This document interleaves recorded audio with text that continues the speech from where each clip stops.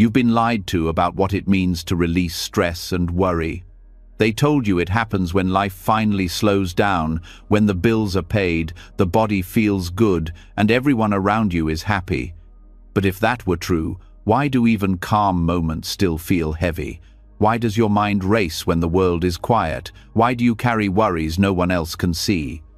The truth is, freedom from stress doesn't come from fixing everything outside you, it comes from understanding what's happening inside. For thousands of years, Buddhist wisdom has shown the way. Not through blind faith or endless rituals, but through clear seeing, understanding how thoughts arise, how they fade, and how the storm of worry is only made of passing clouds. Tonight, you're not here to escape your stress. You're here to see through it, to watch it dissolve like mist in morning light. Because when you understand how the mind works, you stop being its prisoner and start becoming its master. As you listen, your breath will slow, your body will soften, and the noise in your head will begin to quiet. You'll remember that nothing you feel is permanent, that calm was never lost, only hidden beneath the noise. This isn't just another track to help you sleep. This is a journey back to your true self, the one that knows how to let go, how to rest, and how to be free from the weight of stress and worry. Are you ready? Let's begin. The noise fades, and what's left is you breathing, existing, aware. For so long, the mind has been fighting shadows it couldn't see clearly. Tonight, that changes. There's something most people never learn about stress. It feels solid, it feels personal, it feels like it owns you. But what if everything you've ever felt, every fear, every rush of panic, every knot in your chest was nothing more than a passing reflection on the surface of awareness? What if stress itself was empty of any real substance? The Buddha taught that all things arise from causes and conditions, and when those causes end, the thing disappears. Stress is no different. It's not a monster waiting in the dark. It's a pattern made of thought, memory, and reaction. The mind labels a sound, a word, a moment, and builds a whole story around it. Then that story becomes heavy. You call it anxiety. You call it pressure. But when you look closer, there's nothing solid there. It's like mist pretending to be a wall. This is the heart of shunyata, emptiness. Not emptiness as in nothingness, but emptiness as in freedom from fixed meaning. Everything you experience, including worry, exists only because the mind gives it form. Stress feels real because attention feeds it. It's like feeding a fire with thoughts and then being surprised by the heat. The moment you stop adding fuel, the flame fades on its own. Think of a time you were worried about something that never happened. The sleepless nights, the tight stomach, the endless rehearsing of what could go wrong. Then reality unfolded, and all that tension vanished like smoke. Where did it go? It wasn't buried in your body. It didn't float away to the sky. It simply ceased because it was never a solid thing. It existed only as long as you believed it. When the Buddha sat beneath the Bodhi tree, he saw this truth clearly. Suffering exists, but it has no self. It's born, it changes, it dies. Stress, anxiety, fear, they're waves on the surface of the mind. You don't need to fight them. You only need to stop mistaking them for who you are. Awareness is the ocean. The waves can't harm it. The mind constantly tries to turn sensations into stories. A sound becomes an interruption, a delay becomes failure, a silence becomes rejection. These stories create the illusion of stress. But when you drop the story and just observe the raw experience, the quick heartbeat, the trembling hands, the tight throat, something magical happens. The sensations lose their bite. They stop being stress and become energy moving through you. That energy was never your enemy. It was just life asking to be felt. Buddhist teachers often say, don't chase calmness. Understand disturbance. When you see what stress really is, impermanent, dependent, hollow, it can no longer control you. You don't get rid of stress by fighting it. You dissolve it by seeing through it. Like realizing a mirage isn't water, the thirst ends by understanding, not by chasing. Look closer at your thoughts right now. Each one arises and passes, like clouds drifting across an open sky. You can't stop them from forming, but you don't have to build a house beneath every one. When you stop clinging to thoughts, the mind reveals its natural state, spacious, bright, untouched. That space is always there. Stress only hides it temporarily, like a curtain drawn across the window. Shunyata invites you to look at your own experience without judgment. Stress feels real because it hooks into identity. My job, my health, my future. The moment you say my, you give it roots. You personalize what was only passing energy. But when you see it as just a pattern, not a person, the roots lose their grip. You begin to sense a quiet beyond reaction, a stillness that doesn't depend on anything. In modern life, we treat stress like a badge of honor. People brag about how busy they are, how little they sleep, how much they juggle. Yet, beneath the noise, there's a deep exhaustion, the soul's hunger for simplicity. Buddhism doesn't tell you to escape life. It teaches you to meet it without distortion. When you understand emptiness, stress doesn't vanish because the world changes. It vanishes because perception changes. You stop adding weight to things that were always light. Look at your body right now. Every breath, every heartbeat is happening without your effort. Life takes care of itself. Stress arises when the mind forgets that truth and tries to control what was never its job. Emptiness is the reminder that there's no separate you running the show, just life unfolding moment by moment. The more you trust that flow, the less you need to carry. There's a story of a monk who carried a heavy bag across a river. When he reached the other side, his teacher asked, "Why are you still holding it?" The monk laughed and dropped it. That's the whole teaching. Stress is the bag, the crossing is your life, and freedom is simply remembering to let go. You might wonder, if stress is empty, why does it feel so real? Because the mind gives it power through belief. You think a stressful thought, then you believe it, then the body reacts. It's a loop. Thought feeds feeling, feeling feeds thought, until you forget you're the one who started it. But when awareness steps in and sees the loop clearly, it breaks. The thought loses authority, and the feeling dissolves back into space. This is what meditation reveals. It's not about stopping thought, but about seeing thought for what it is: sound without solidity. When you sit and watch the mind, at first it's chaos, but slowly something deeper emerges. The watcher, the pure awareness that doesn't change no matter what appears. That awareness is not stressed, not anxious, not afraid. It's just aware. When you rest there, stress loses its home. Neuroscience even mirrors this truth. Studies show that when people observe their emotions mindfully, the brain's stress response softens. The amygdala, the alarm center, quiets down. Awareness itself changes the chemistry of the body. This is not philosophy, it's direct experience supported by science. So how do you practice this? The next time worry arises, don't rush to fix it. Pause. Feel it fully, without naming it. Ask yourself, what is this made of? You'll notice it's made of sensations, of fleeting thoughts, of breath that comes and goes.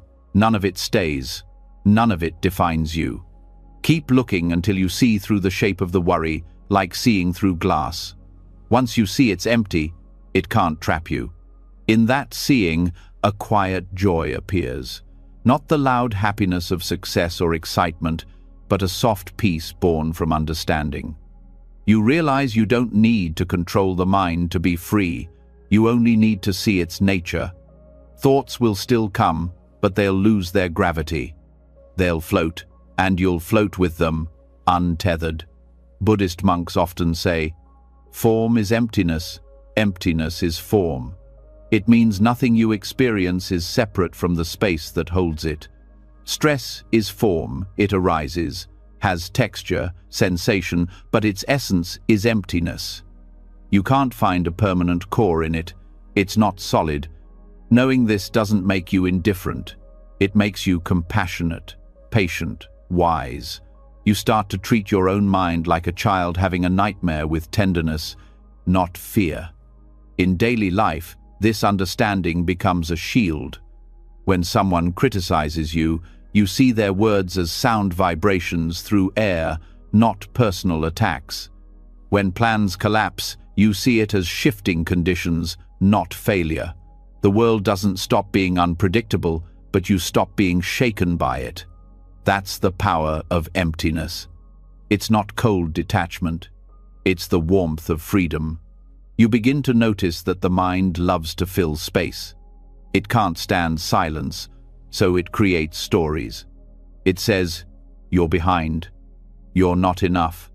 Something's wrong." But these are just echoes. When you don't feed them, they fade. And in that fading, you discover a truth so simple it almost feels like a secret. There was never anything wrong with you. There was only misunderstanding. Life becomes lighter when you stop insisting that every feeling needs fixing. Stress loses its roots when you stop calling it mine. You start to meet life as it comes, fully, openly, without resistance. The rain falls, the sun rises, thoughts appear, thoughts fade.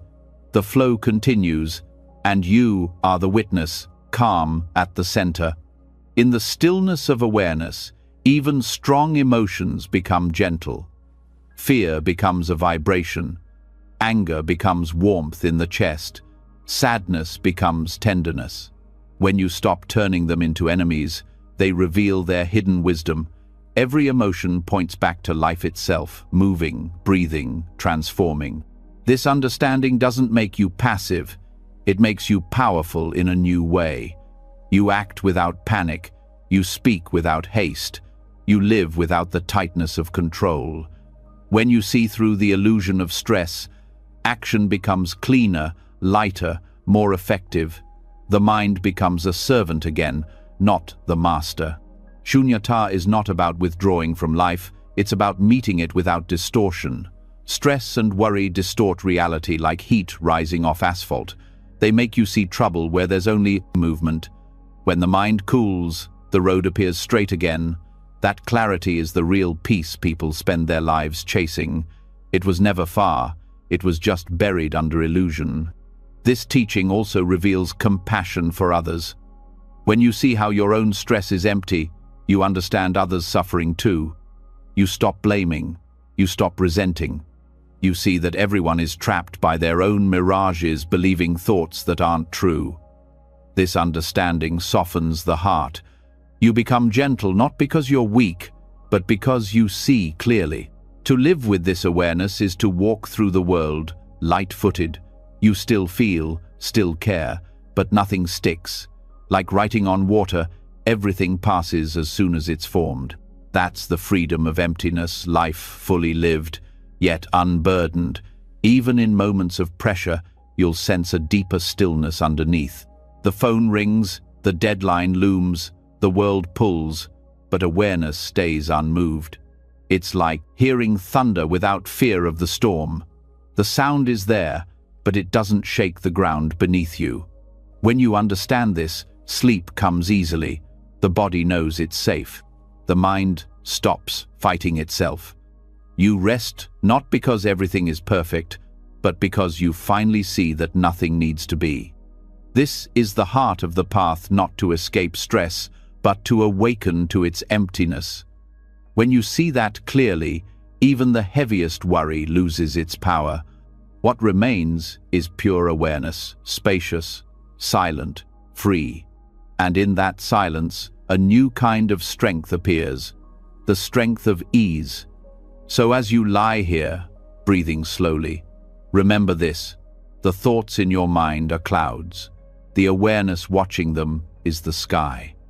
The clouds come and go, but the sky has never been harmed by a single storm. That sky is you, untouched, open, infinite. Now let the breath move freely. Let the body soften. Let the stories dissolve. What's left is stillness, deep and kind. Stress is not who you are. It was never real in the way you thought. It was only a shadow passing through light.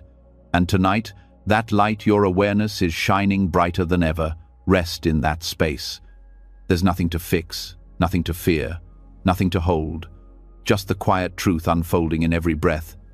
That all things, even worry, are empty, and in that emptiness, you are free. As the quiet settles deeper into your body, the last traces of tension begin to fade. The truth of emptiness has opened a new space inside you, wide, silent, and alive. But awareness alone is not the end. To be truly free from stress and worry, you must understand how they are born. Because even when you see through the illusion, the patterns of the mind still try to rebuild themselves. They form new worries, new fears, new reasons to suffer. Tonight, we go further into the root of anxiety itself, where the chain begins. There's a reason the Buddha didn't just talk about suffering, but about its creation. He saw that nothing appears by accident. Every emotion, every thought, every burst of fear has a cause. It's not random, it's a sequence. Stress arises the same way fire does, with fuel, heat, and oxygen. Remove one, and the fire dies. The law of dependent origination, or pratitya samutpada, shows how this chain of creation happens in the mind. When you see the links clearly, you stop feeding them, and what once ruled you begins to dissolve. Anxiety doesn't begin in the moment you feel it. It begins long before that, in a spark of perception, in a whisper of memory, in a small thought the mind takes too seriously. The Buddha described 12 links in the chain, but the essence is simple. Things appear dependent on other things.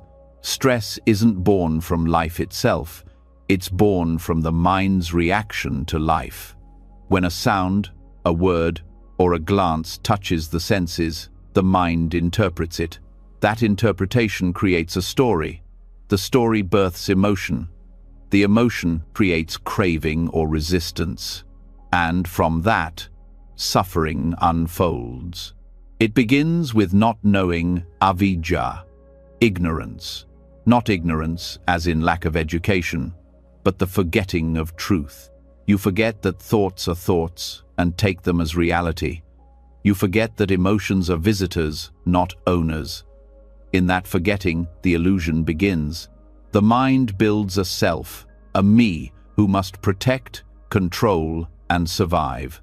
Once that false self appears, the rest of the chain unfolds naturally. The I believes in threats, believes in problems, believes in stress. Yet all of it comes from that single misperception. When you look at your daily life, you can see this process in real time. You read a message that feels cold. Instantly, thought interprets, "They're upset with me." The body reacts, heartbeat quickens, muscles tense. Then comes worry. Did I do something wrong? The thought grows roots. I'm not good enough. The story becomes emotion. The emotion becomes behavior, and suddenly, you're lost in anxiety. But if you pause at the first spark, if you see that the story is just a thought, the chain breaks. The body softens, the mind breathes, and the wave passes. The Buddha called this insight yoniso manasikara, wise attention. It means tracing experience back to its cause. Don't just feel stress, study it. Where did it begin? What triggered the first ripple? You'll notice that every wave of worry is born from contact. Something touches the mind through the senses. But the contact itself is harmless. A sound is only vibration. A word is only air. It's the interpretation that gives it power. When you train yourself to notice the gap between contact and meaning, you step into freedom. In that small gap lies everything awareness, choice, peace. But we miss it because the mind is fast. It jumps from event to reaction in a flash. That's why meditation exists, to slow down perception until you can see the links one by one. When you breathe slowly, observe clearly, you notice how thoughts form, how they pull sensations into their orbit, how they weave a story. You see anxiety being born right before your eyes, and once you see the birth, you understand its death. Dependent origination is like watching dominoes fall. Each piece knocks down the next, and soon the whole pattern collapses. But if you remove even one piece, the chain stops. That's what mindfulness does. It removes the link between sensation and reaction. The sound still happens, the thought still appears, but the identification ends. Without identification, emotion has no anchor. Without emotion, craving and fear lose fuel. The whole structure falls apart. Think about how often stress begins not in the present but in memory. The mind recalls something unpleasant, and suddenly, the body relives it. The past becomes now because thought brings it back to life. But dependent origination explains that memory is just another cause. It's not alive by itself. It needs your attention to continue. When you stop feeding it with belief, the image fades, the emotion cools. The past can't hurt you unless you keep inviting it back. Modern psychology echoes this in cognitive science. Emotion follows perception. Change perception, and emotion shifts. What Buddhism adds is the understanding that perception itself is conditioned, formed by habit, karma, and belief. Every mind sees through its own lens. One person hears criticism, another hears feedback. The sound is the same, but the meaning differs. Real freedom comes not from controlling what happens, but from understanding the mind that perceives it.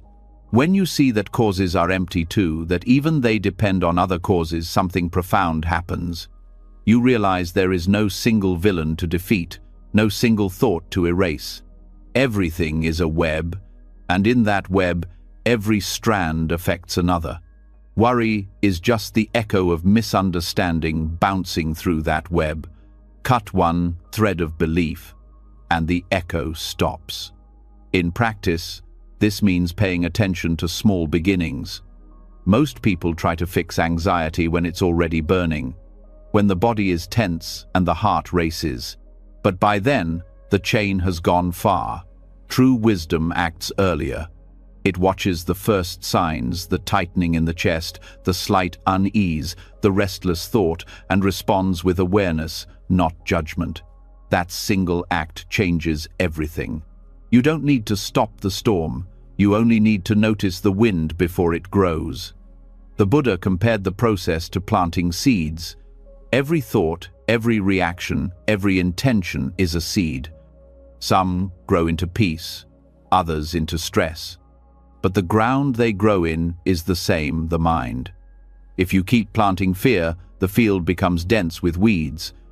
If you plant awareness, the weeds can't take root. Over time, mindfulness becomes the gardener that clears the soil of illusion. At its core, dependent origination teaches responsibility, not blame. It says, you are not guilty for stress, but you participate in its creation.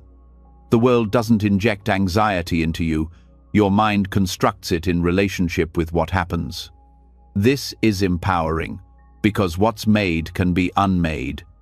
If stress arises from causes, peace arises from wisdom. The moment you understand the pattern, you hold the power to change it. The chain of anxiety thrives on ignorance. When you shine awareness on it, ignorance dies and the links weaken. You can start anywhere. Some people begin by observing contact, what triggers them. Others start with feeling the moment the heart tightens, others with craving the impulse to escape discomfort. Wherever you start, clarity spreads backward and forward. You see that nothing stands alone. And when nothing stands alone, nothing can imprison you. There's a moment in meditation when you catch the birth of a thought. It rises like a bubble from still water, small, delicate. If you simply watch it, it bursts and disappears. But if you chase it, it multiplies into stories, fears, and regrets. Awareness is the needle that pops the bubble before it grows. That's how you cut the chain, not by force, but by understanding. Anxiety often disguises itself as protection. The mind says, "I'm just preparing. I'm being careful." But underneath, it's the same mechanism, a craving for control. You fear uncertainty, so you build scenarios, strategies, predictions. Yet every time you plan against the unknown, you strengthen the illusion of a self that must control everything. And the more control you crave, the more powerless you feel. This is the cruel loop of anxiety, the mind trying to secure what was never meant to be secured. The Buddha called this tanha, thirst.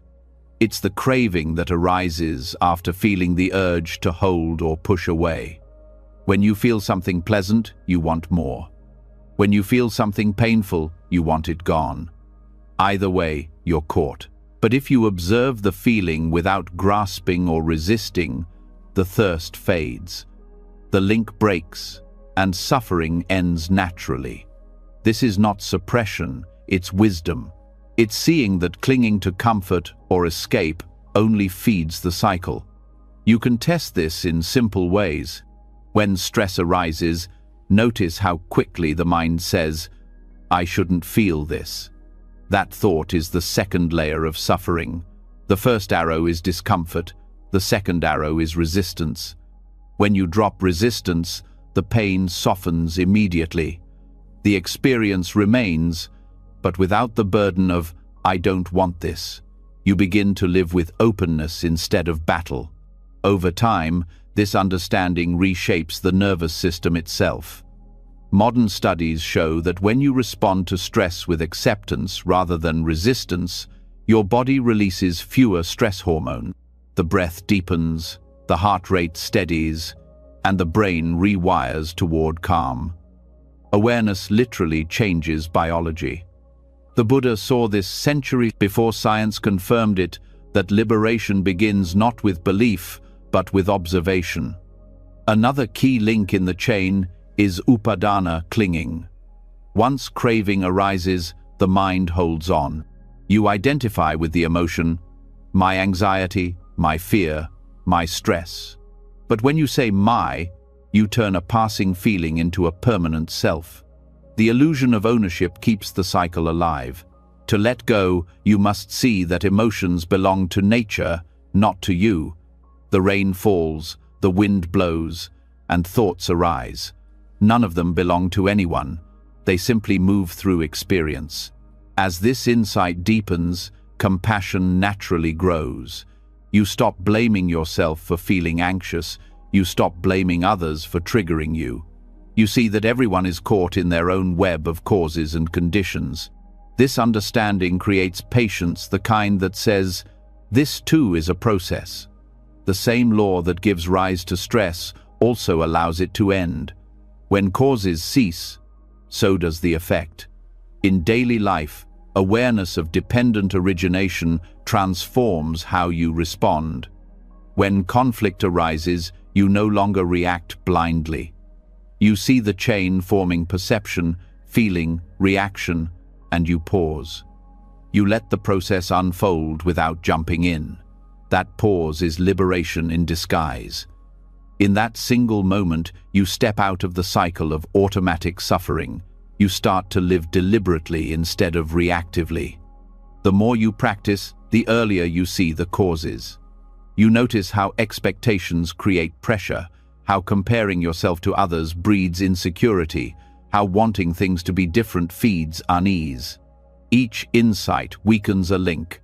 Each moment of clarity is like removing a knot from a tangled rope.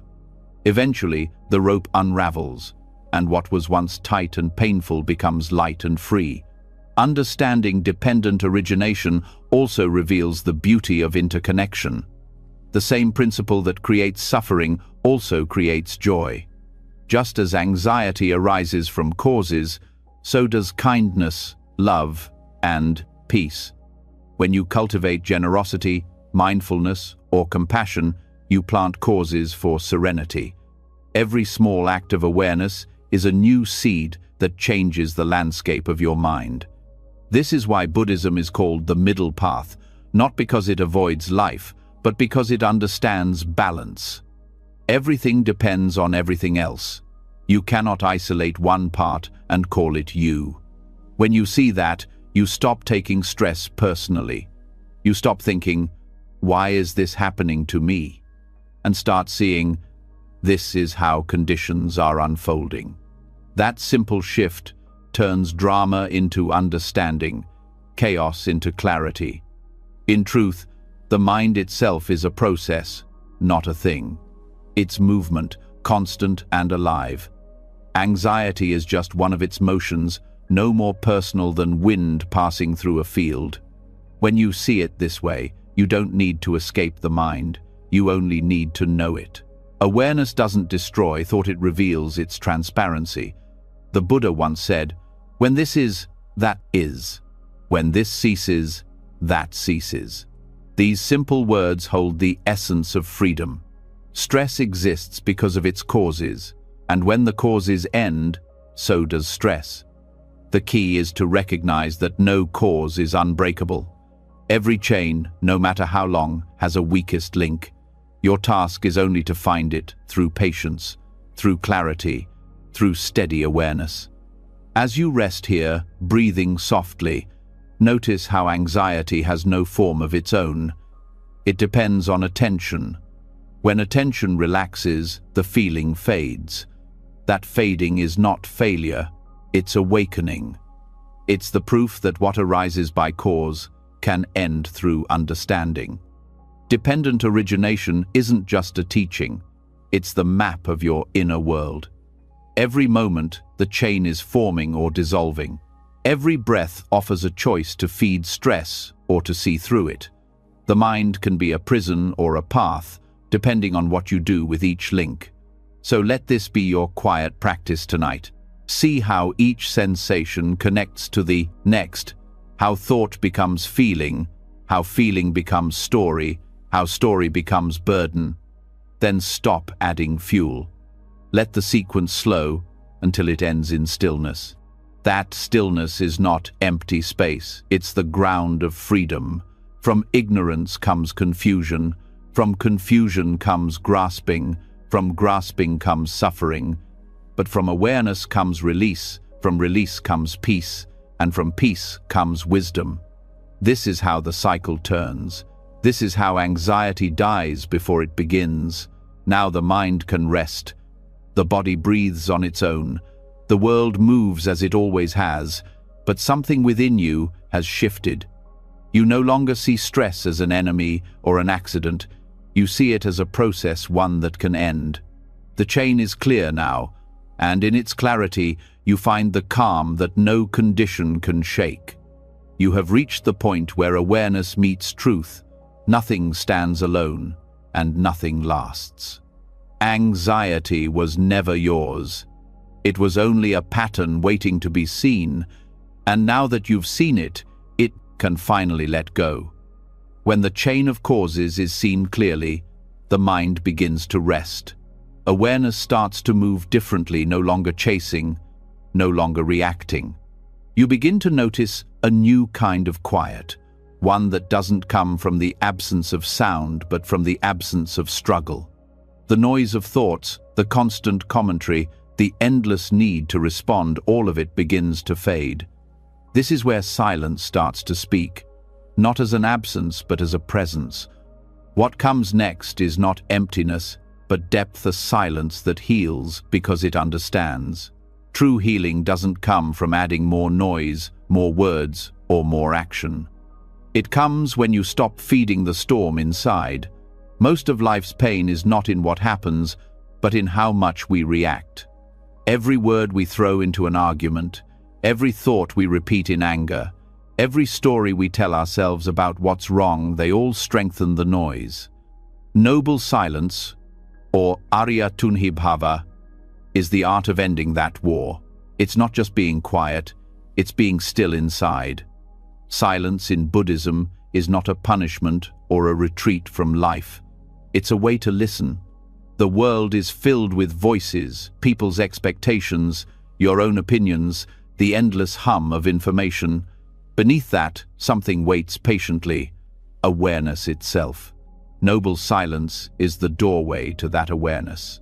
When you stop reacting, you start hearing what was always there. You begin to feel the world directly, without distortion. Reaction is the habit of a restless mind. Someone speaks, and you want to reply. A thought appears, and you chase it. A memory rises, and you relive it.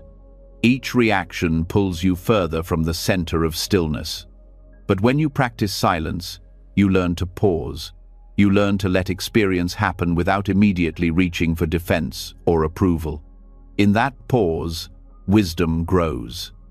Think of how many conversations are filled not with understanding but with the urge to be heard. People talk not to connect, but to escape the discomfort of silence. Yet silence is not empty space, it's the womb of clarity. Every deep truth, every moment of insight arises from stillness. The Buddha taught that speech should come only when it brings benefit. Silence is noble because it protects truth from being diluted by noise. In meditation, noble silence is the moment you stop trying to control the mind. You stop explaining, labeling, fixing. Thoughts still come, but you don't talk back. You don't argue with yourself. You let thoughts rise and fall like waves on the shore. The stillness beneath remains untouched. That stillness is the mind's true nature, silent, luminous, awake. When you begin to live this silence, something changes in how you relate to the world. You stop needing to prove anything. You listen more, and not just with your ears, you listen with your whole being. You feel the vibration of another's words, their fears, their longing, their confusion. You respond less, but you understand more. Because real understanding doesn't come from quick answers, it comes from deep presence. This silence is not withdrawal, it's intimacy with reality. It's the end of the filter between you and life. When you stop reacting, you see things as they are, not as your emotions paint them. Anger becomes just energy moving. Fear becomes tightness releasing. You stop defending yourself because you realize there's nothing to defend. Words become tools, not weapons. You speak when necessary, and your words carry weight because they arise from stillness, not from impulse. In noble silence, the mind heals itself. Every reaction creates friction. Every pause creates space. And in that space, energy that was trapped in fear begins to settle. Stress melts when it no longer has to be expressed. The nervous system finds balance again. The breath deepens naturally. You start to feel like you are breathing not just through the lungs, but through the whole body, every cell becoming part of the rhythm of peace. The Buddha often spent long periods in silence. His silence was not avoidance, it was teaching without words. The disciples noticed that even without speaking, his presence calmed their hearts. Silence radiates wisdom because it's a reflection of complete understanding. Words divide, but silence unites. When you sit with someone in deep silence, there's a recognition, a sense that you're not two minds, but one awareness meeting itself. In daily life, this teaching becomes even more powerful. When conflict arises, silence can transform everything. Instead of reacting to anger with anger, you pause, you breathe. You let the other person's words echo and fade before you respond. That moment of silence disarms the situation. It turns heat into light. You realize that your silence doesn't make you weak, it makes you free. You are no longer pulled by every emotion that passes through the room, but silence also needs to begin inside. Many people fall quiet on the outside, but remain loud within. The inner voice still argues, defends, blames, analyzes. To practice noble silence is to quiet that inner commentary. You don't suppress it, you observe it until it loses energy. Like a fire running out of fuel, the mind slows when you stop feeding it attention. Then silence becomes effortless. There's a deep relief in this. The mind, used to constant narration, finally rests. You begin to experience what it feels like to be without agenda, not trying to fix the moment, not waiting for the next thought. This is healing. Stress fades because the inner noise that sustained it fades too. Without commentary, life becomes simple. Just breathing, just being, just awareness moving through time. Modern psychology touches on this idea through mindfulness and cognitive quieting. When you observe your thoughts without responding, neural patterns of overthinking weaken.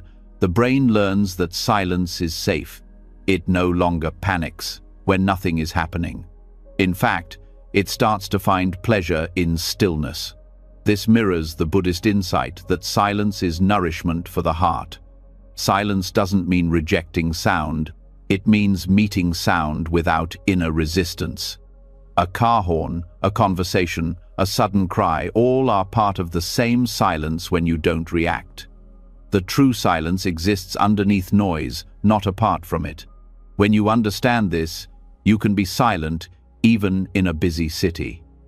The stillness travels with you like a soft presence, untouched by chaos. In relationships, noble silence becomes the ground for real connection. When you stop interrupting others with your need to respond, you start to hear their truth.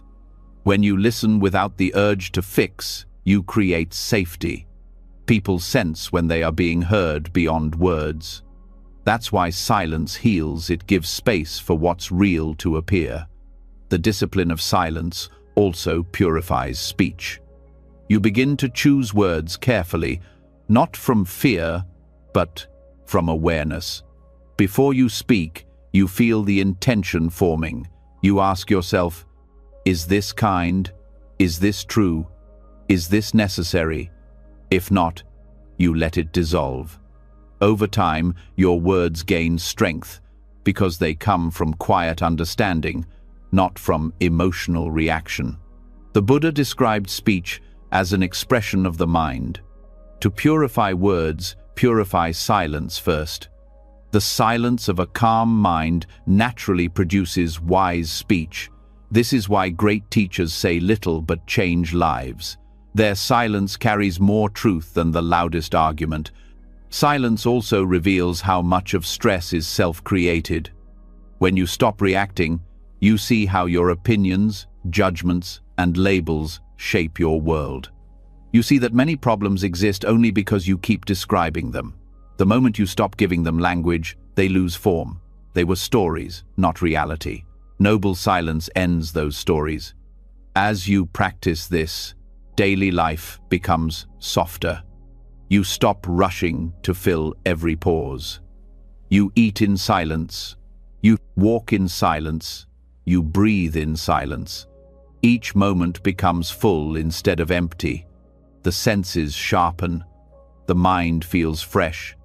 Even simple acts, drinking water, touching sunlight, feel sacred. You start to realize that silence isn't something you do. It's what you are when the noise falls away. There's a saying in Zen, when the mouth is silent, the heart speaks. That heart is not emotion, it's awareness.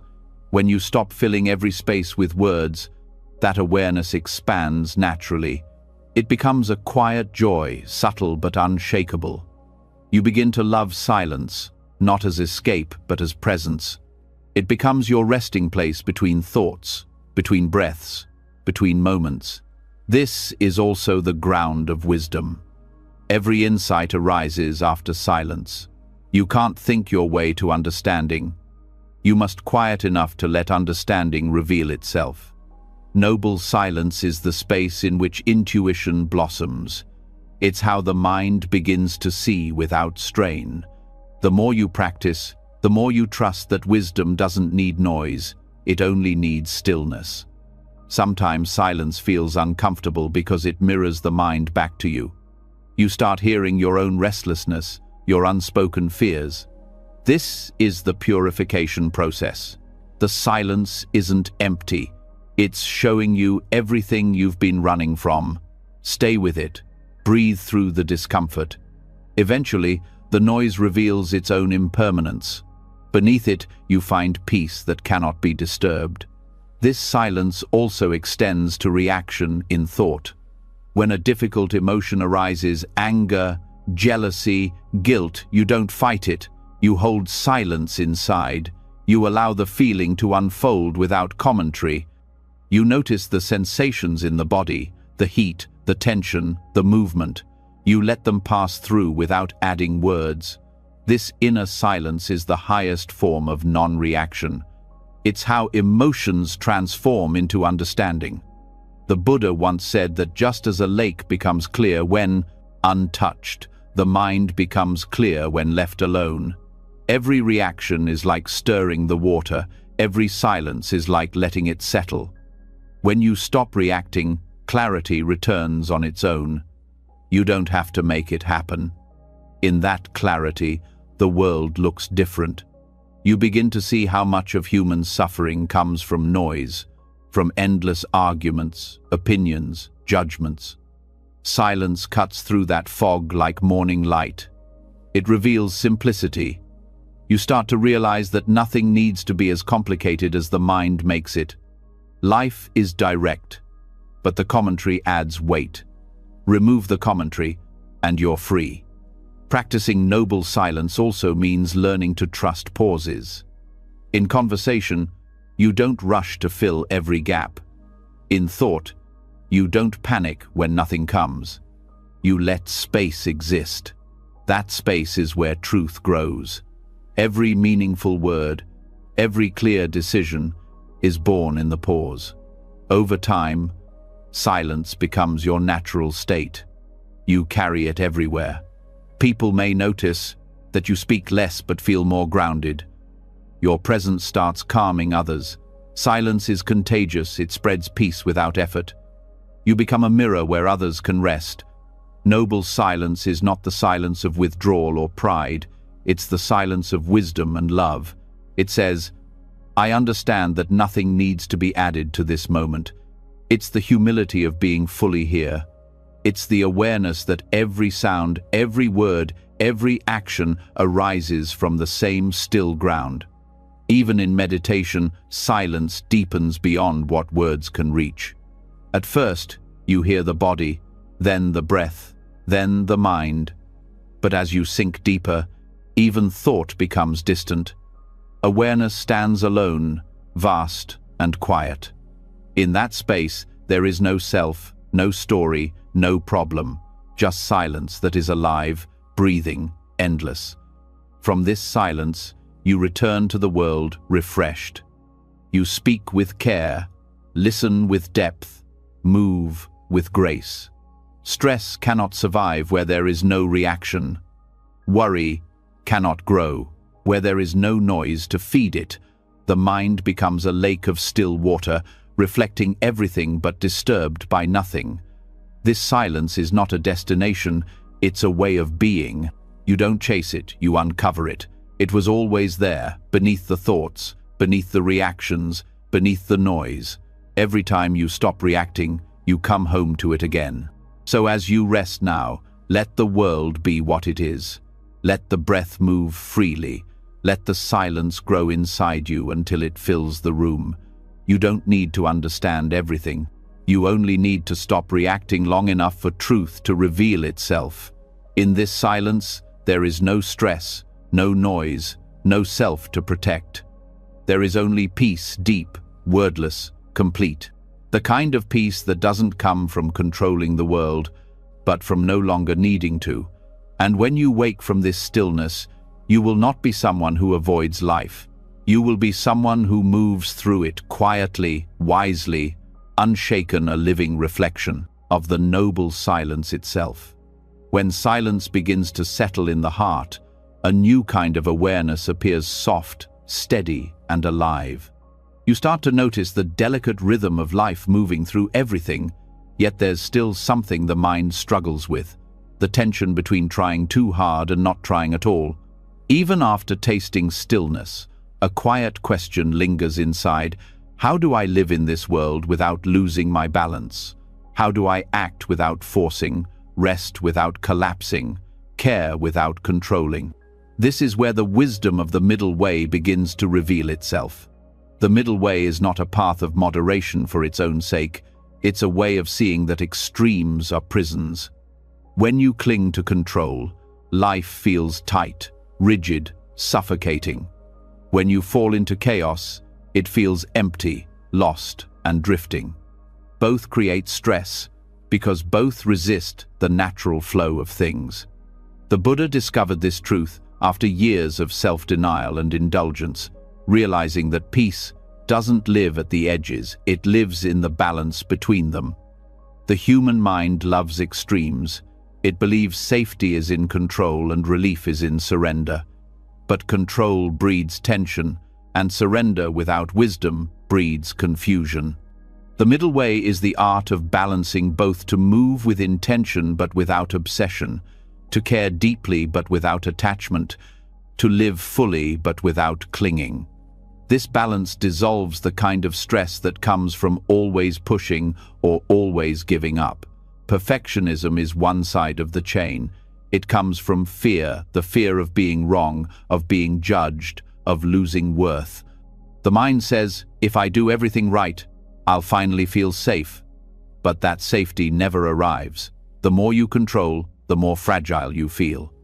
Because deep down, perfectionism is a battle against reality. Reality changes, people change, results shift. No amount of control can stop impermanence. And yet, the heart keeps trying, hoping that maybe, just maybe, this time will be different. Letting go doesn't mean being careless. It means understanding that control was never real. You can guide, you can plan, you can act wisely, but you cannot control outcomes. You can plant the seed, but you can't command the rain. You can speak truthfully, but you can't decide how others will receive it. The middle way teaches that freedom is not found in making everything certain. It's found in doing your best and letting the rest unfold.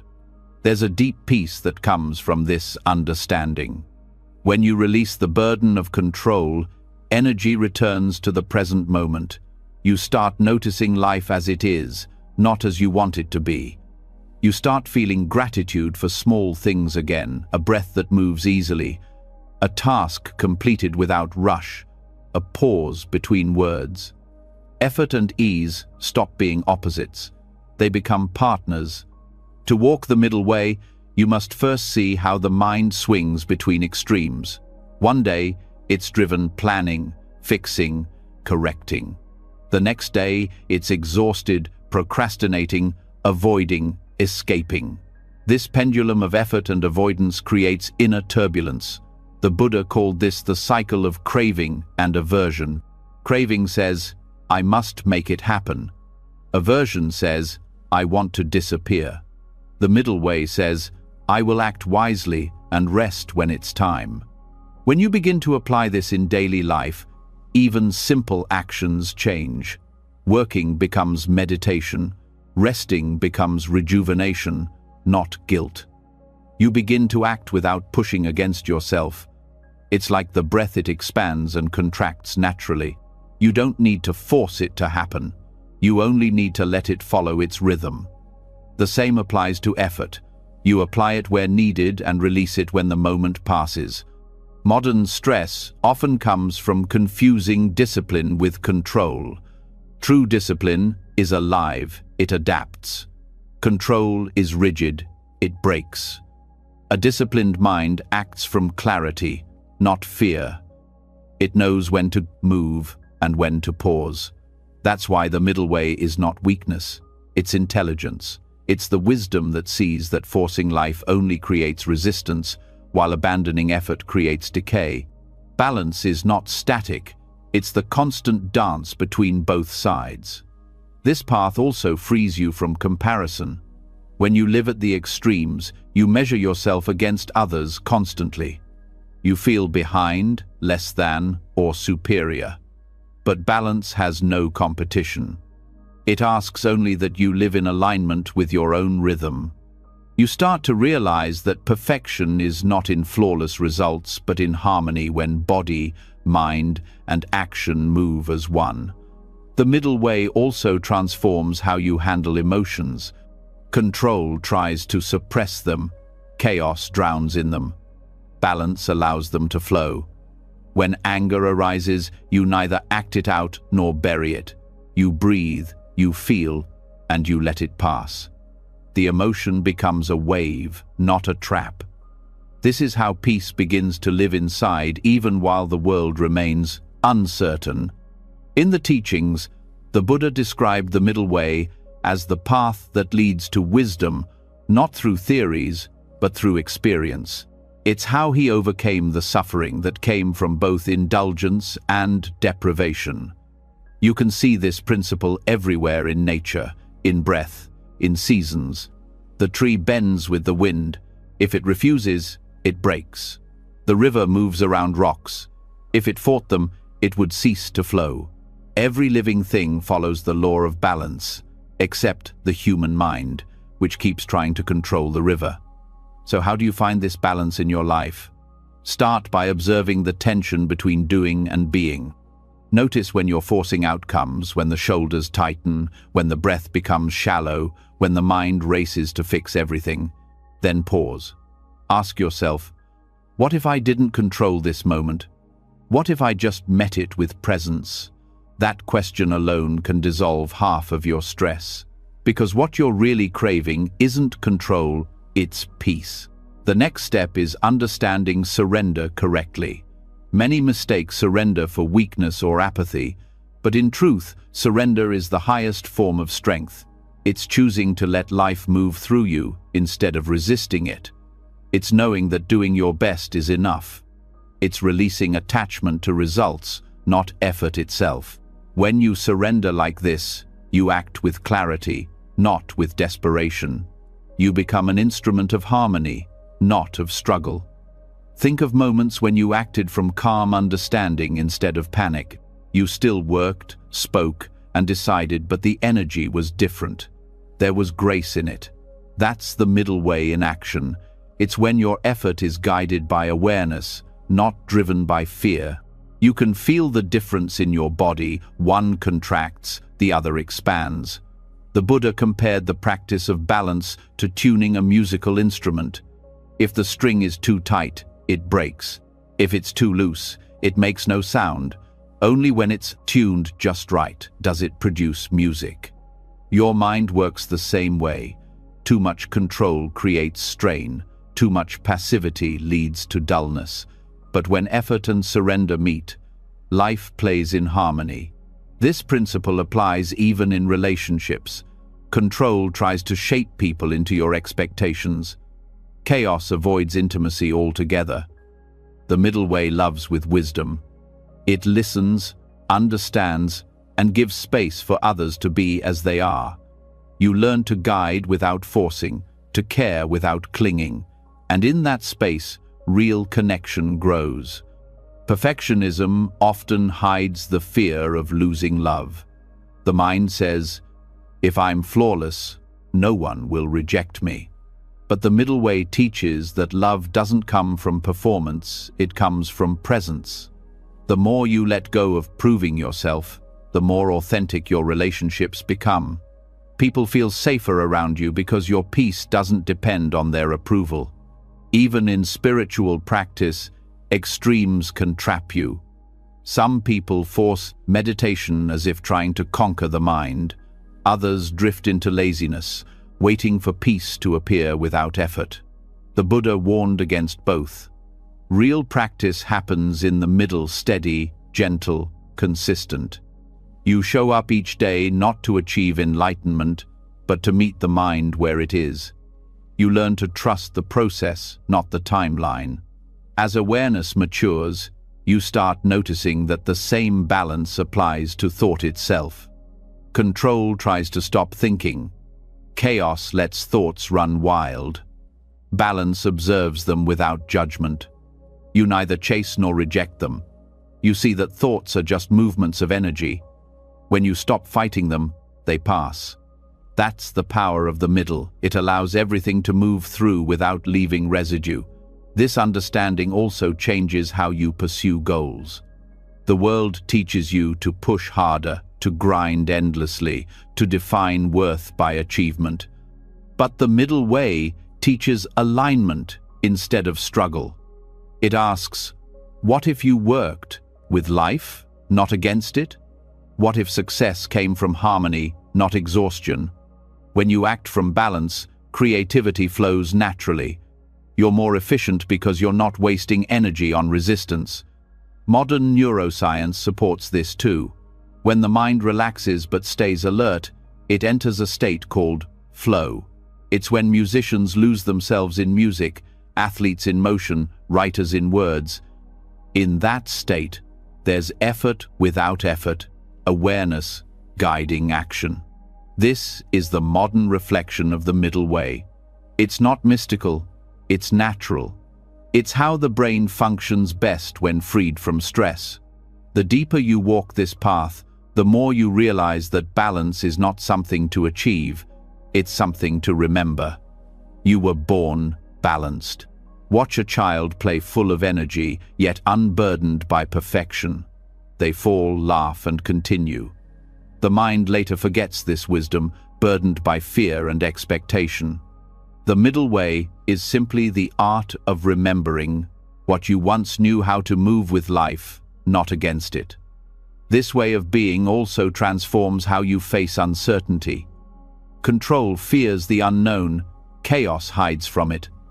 Balance steps forward with curiosity.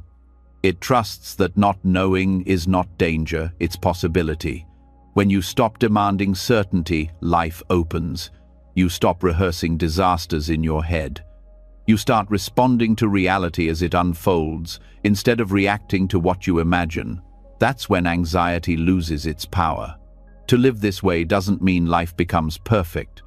It means your relationship with it changes.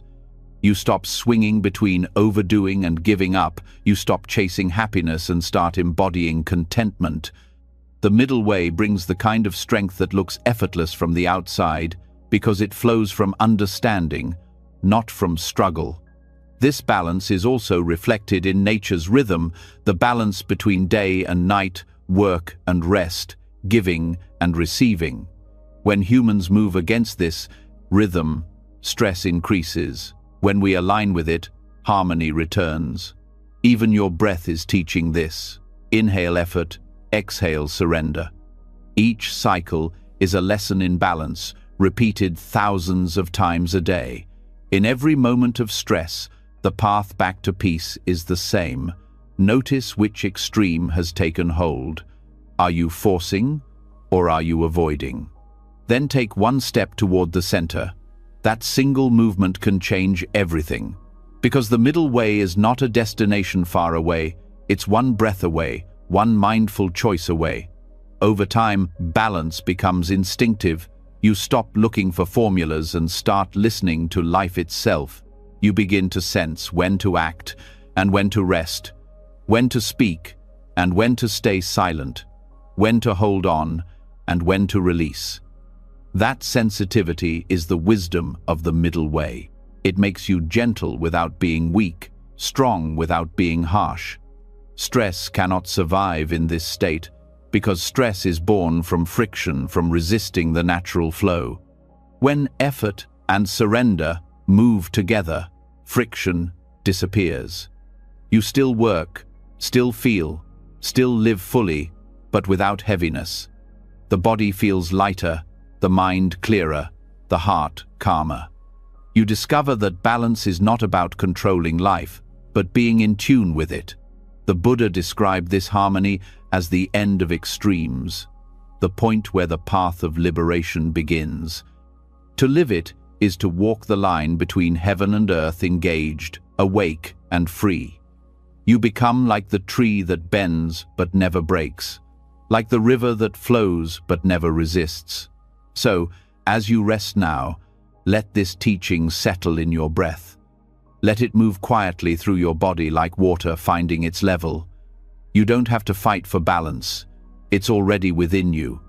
All you need is to stop leaning too far in any direction. When you find that quiet space between control and chaos, you discover a freedom that doesn't depend on outcomes. It's the peace of knowing that nothing needs to be forced and nothing needs to be avoided. Effort and ease become one motion, the rhythm of life itself. And in that rhythm, you no longer live in tension, you live in flow. You act with clarity, rest with trust, and walk through the world not as someone struggling to stay upright, but as someone who has finally remembered how to move with the middle path, steady, balanced, unshakably at peace. When balance becomes natural, something deeper begins to unfold. The mind starts to see that even in perfect equilibrium, there is still a subtle sense of I, holding the balance, the quiet belief that there is someone doing, someone choosing, someone trying to stay centered. That small presence feels harmless, even comforting, yet it is the root of every remaining tension. Beneath control and chaos lies the final illusion, the idea that there is a me at the center of it all. The teaching of non-identification begins here, the key that opens the final gate of freedom. Most of the suffering you experience doesn't come from what happens, but from what you believe yourself to be within it. You say, I'm angry, I'm anxious, I'm failing, I'm broken. Each phrase wraps the mind tighter around emotion and thought, turning passing clouds into a personal storm. The Buddha's insight into anatta, non-self, is not a denial of existence, it's a revelation of freedom. It shows that you are not the thought, not the feeling, not the story that rises and fades. When you truly see this, inner drama collapses, and what's left is stillness that can't be disturbed. The habit of identification runs deep.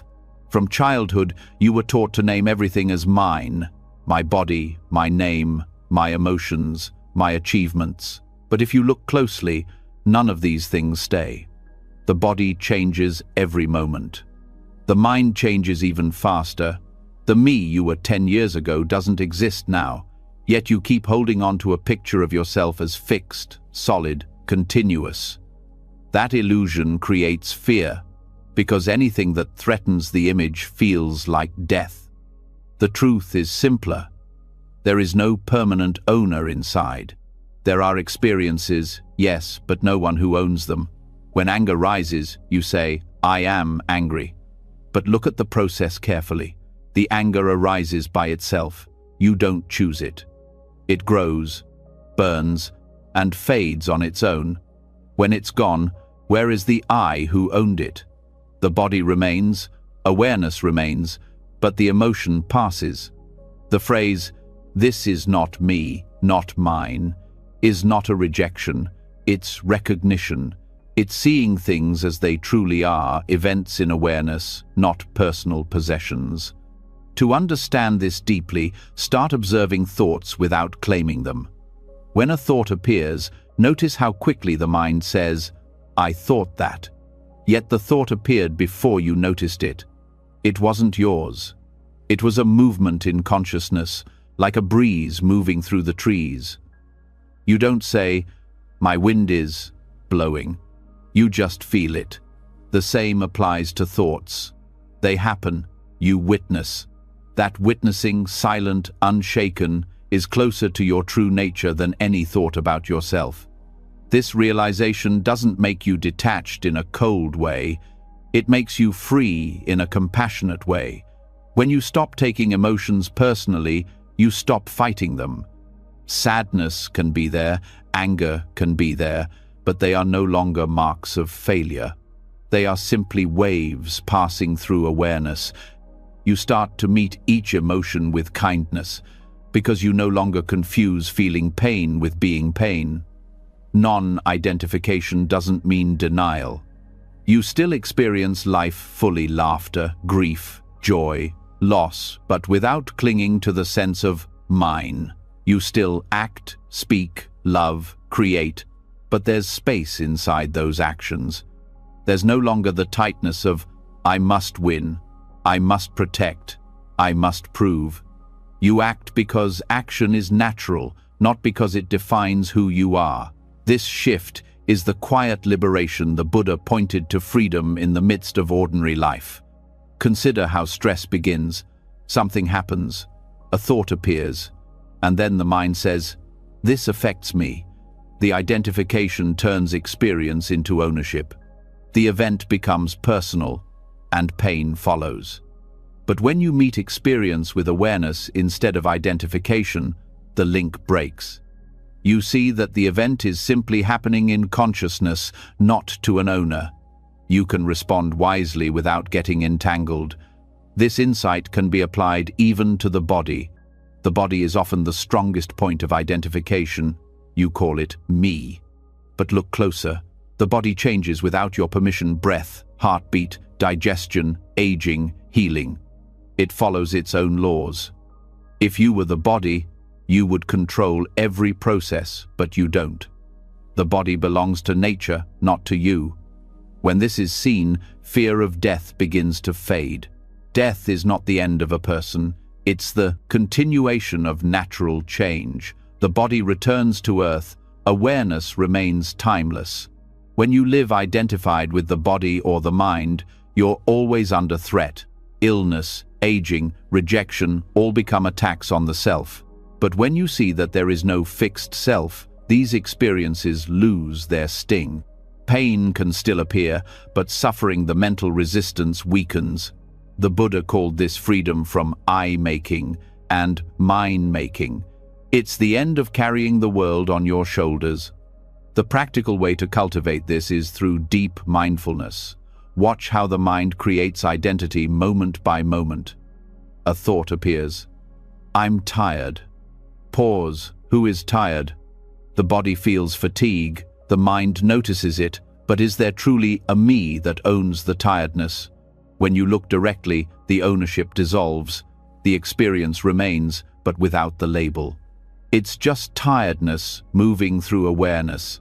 At first, this may feel strange, even unsettling. The ego resists non-identification because it believes it's being erased. But in truth, it's being liberated. What dies is only the false idea of control. What remains is something vast, the space that can hold everything without being affected by it.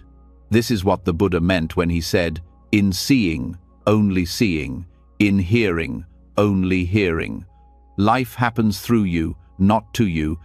In modern psychology, this insight aligns with the idea of cognitive diffusion, the ability to separate from thoughts instead of being absorbed by them. Studies show that people who practice this experience lower anxiety because they no longer treat every thought as truth. Buddhism discovered this thousands of years ago. The moment you see thought as an object, not identity, its power dissolves. The mind's habit of identification is ancient. It evolved to protect the body, to create a self that could survive. But now, that same instinct causes emotional pain. When someone criticizes you, it feels like an attack on your existence. Yet words are only sound vibrations. They can't touch your true nature. What hurts is the idea that those words define you. When that idea is seen through, criticism loses its bite. Praise loses its hold too. You become steady, not arrogant, but grounded in reality. Freedom from identification also transforms relationships. Most conflict arises because people defend the image of themselves. One person says something that touches another's ego, and reaction explodes. But when you stop identifying with that image, you stop needing to defend it. You listen more deeply, speak more gently, and respond from wisdom rather than pride. This doesn't make you passive, It makes you peaceful. You act when needed, but without aggression or fear.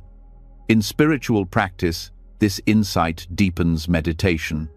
When you stop identifying with thoughts, meditation ceases to be a struggle. You don't try to silence the mind.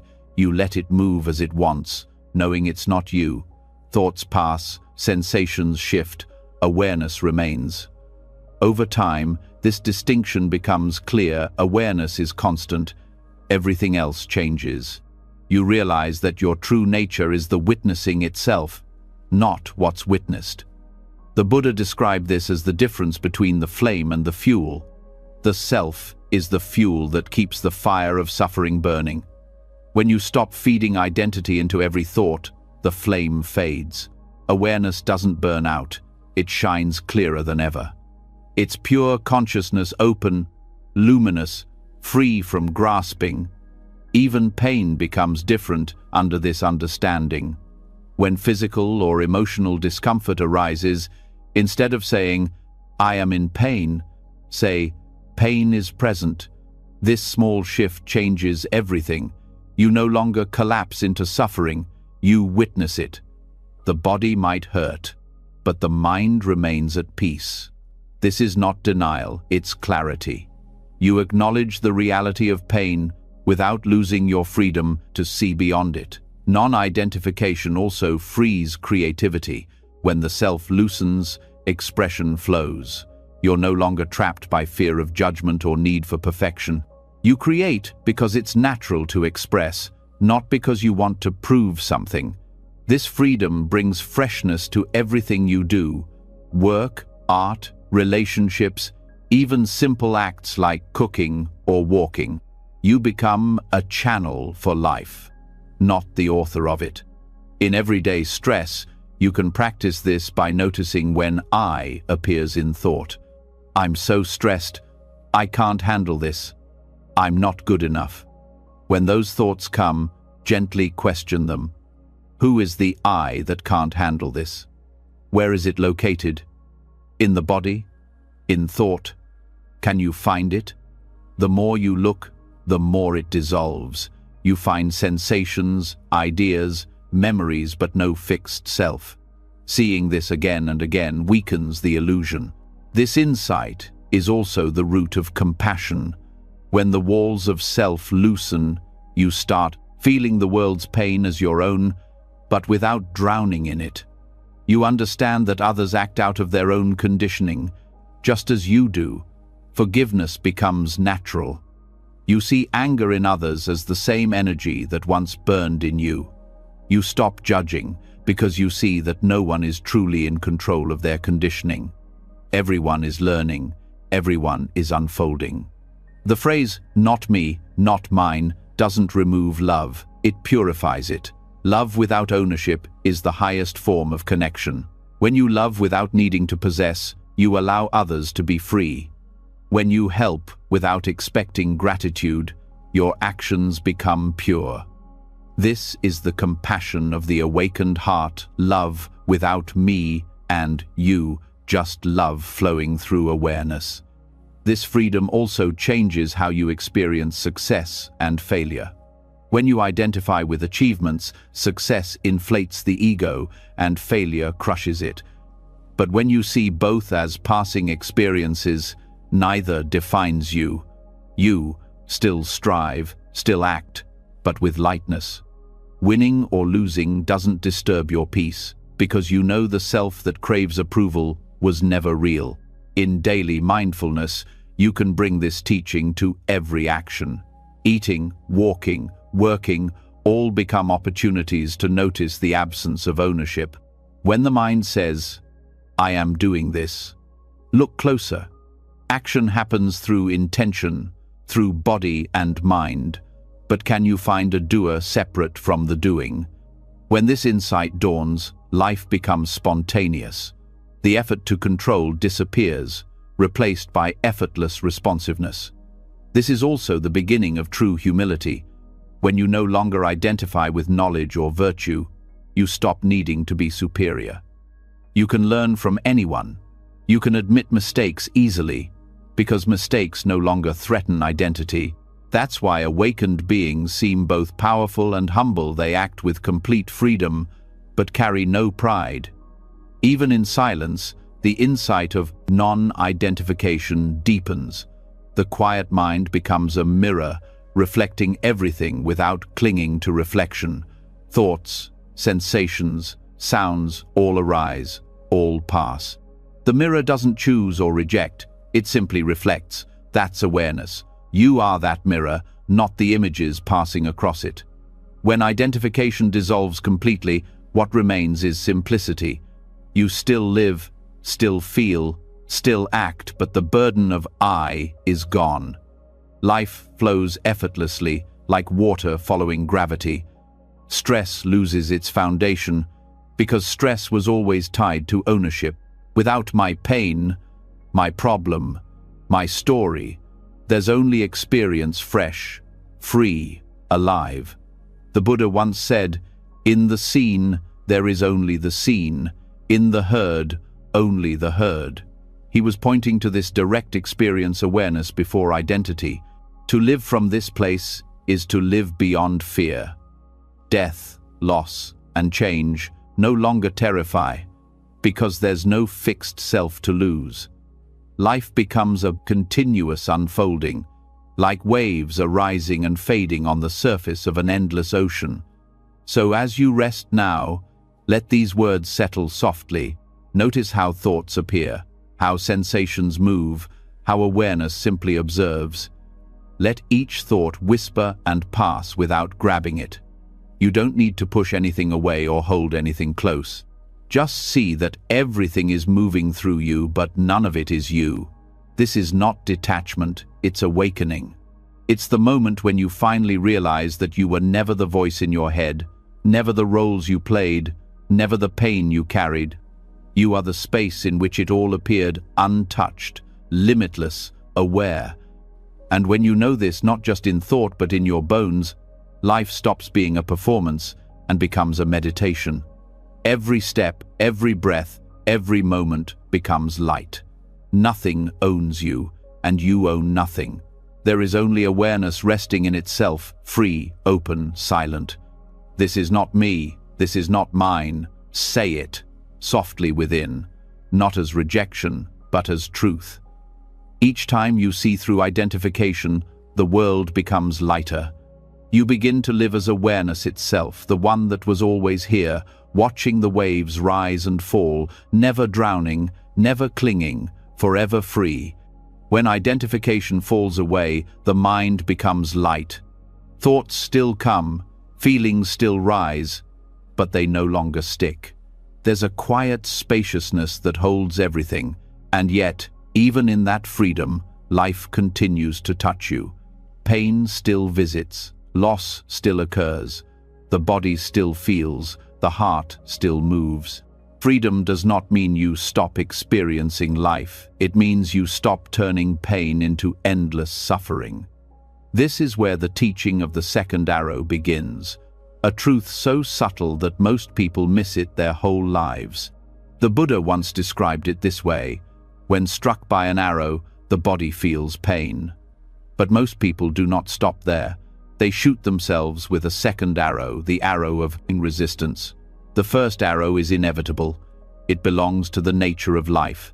The second arrow is optional, but it's the one that causes the most suffering. Every time you say, "This shouldn't be happening," you fire another arrow. Every time you replay the past or anticipate the future, you twist the wound deeper. Freedom comes when you finally stop shooting. Pain and suffering are not the same thing. Pain is a sensation, raw, direct, part of being alive. Suffering is what the mind adds to it, the story, the blame, the fear, the comparison. The first arrow pierces the body or the heart. The second pierces the mind. The second arrow says, "Why me? This isn't fair. It will never end."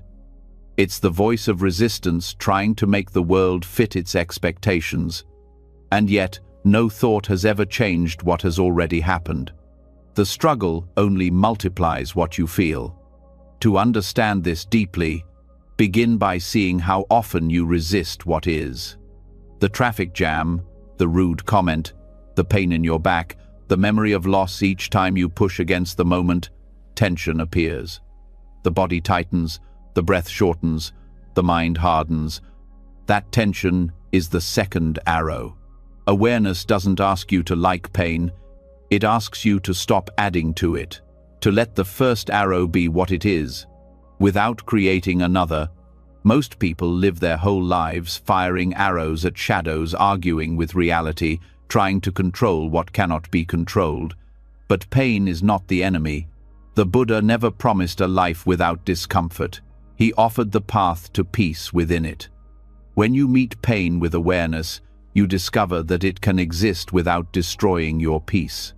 The body may ache, the heart may ache, but the awareness behind them remains untouched. That awareness is the space where healing begins. This understanding doesn't mean you become passive. It means you stop fighting what's already true. If there is pain, acknowledge it. Feel it directly without the commentary. The mind will want to explain it, justify it, fix it. That's the reflex of the second arrow.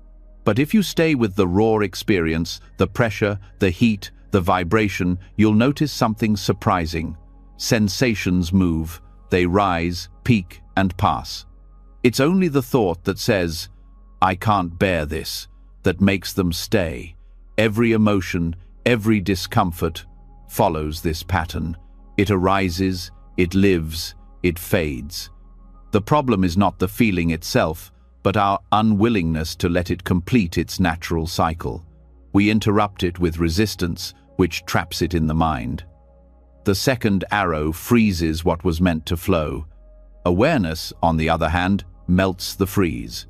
It allows pain to move through and leave quietly, without scars. This teaching is not abstract, it's deeply practical. Think of moments when you've been hurt by someone's words. The words are the first arrow, they exist for a few seconds. But the thoughts that follow, replaying them, analyzing them, carrying them into tomorrow, those are the second arrows. Each repetition renews the wound. The pain becomes suffering because you keep reviving it in thought. When you see this clearly, you realize how much of what hurts is not happening now, it's happening in memory. Awareness breaks that cycle. The moment you notice the mind replaying pain, you're already free. You've stepped out of the story and into observation. The watcher doesn't suffer, only the identified mind does. Watching thought without believing it is like stepping out of the rain. The storm continues, but you're under shelter. This is how awareness ends the second arrow. It doesn't erase pain, it reveals its impermanence. Even physical pain changes under this view. When you stop labeling it as mine, it becomes pure sensation. You start noticing its texture, pulsing, warmth, pressure. You see that it moves, that it breathes. Pain ceases to be an enemy and becomes a teacher. It shows you where you hold tension, where you resist. The more you observe without judgment, the less you suffer. The first arrow stays sharp, but the second arrow never lands. This is not denial or numbness. It's sensitivity without suffering. When you stop resisting, you become more alive, not less. You feel everything: joy, sadness, pleasure, loss, but none of it imprisons you. You become open to the full range of human experience, knowing that nothing can truly harm awareness itself. That is why awakened beings radiate peace. Even in pain, they have dropped the second arrow completely. The mind often believes that resistance protects you. It says, "If I worry, I'll be prepared," or "If I stay angry, I'll stay strong." But resistance doesn't protect, it constricts, it tightens the very thing you want to release. Awareness works differently. It opens, it allows space for the pain to exist without defining you. That space itself is healing. To live this teaching, you start by catching small moments. Notice when irritation appears, the sound you dislike, the delay you didn't expect. Watch how quickly the mind says, "This shouldn't be happening." That phrase is the spark of the second arrow. If you see it, you can stop. You can take one conscious breath and let the feeling be what it is. You don't need to correct the world. You just need to stop shooting yourself. Over time, this practice becomes second nature. You start to see pain as weather. The rain falls, the wind blows. But you don't take it personally. You don't blame the sky for being cloudy. In the same way, you stop blaming yourself for feeling pain. It's just part of existence. The wise response is to shelter in awareness, not to curse the storm. There's also the second arrow of guilt, the habit of judging yourself for suffering.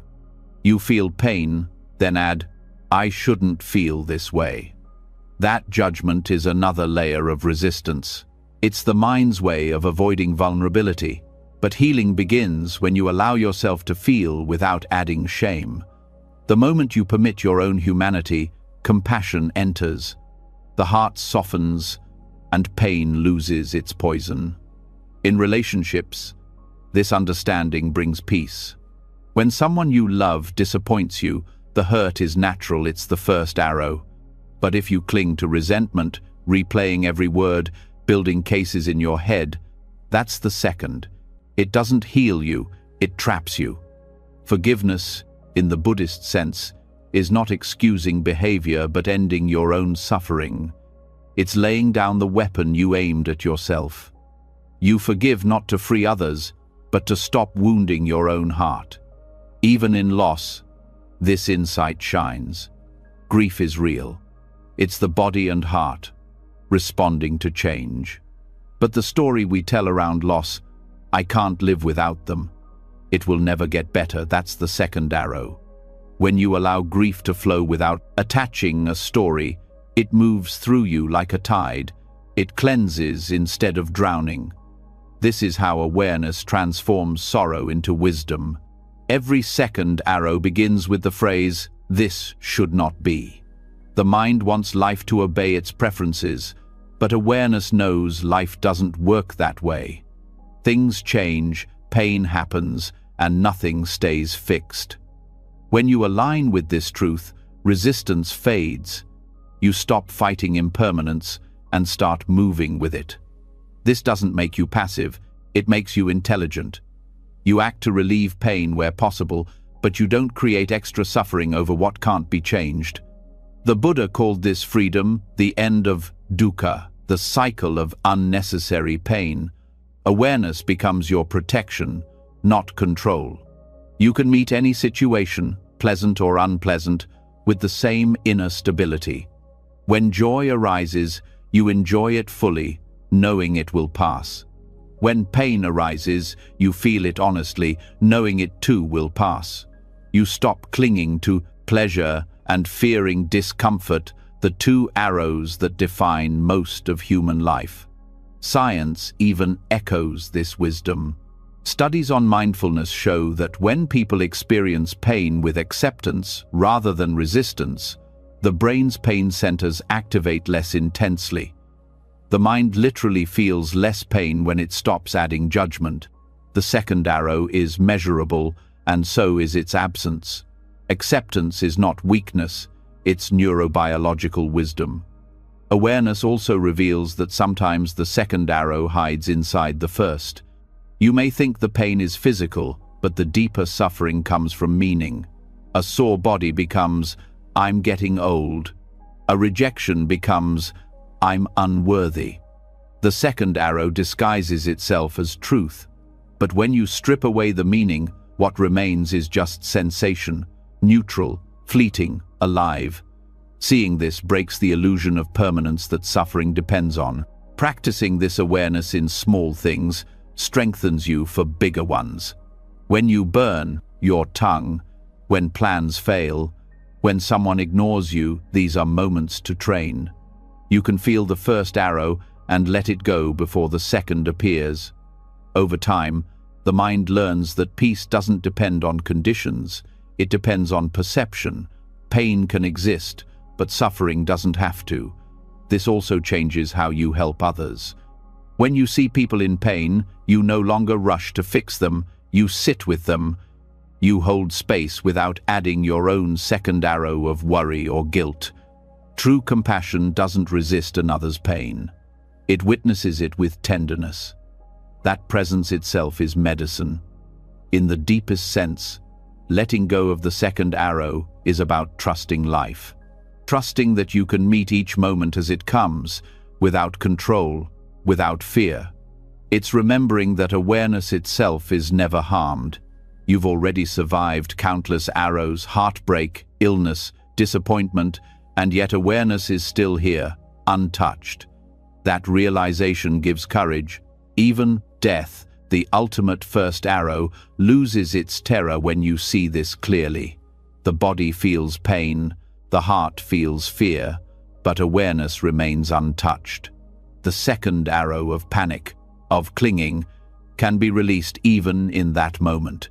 Many Buddhist masters died smiling, not because death was easy, but because they stopped resisting what is.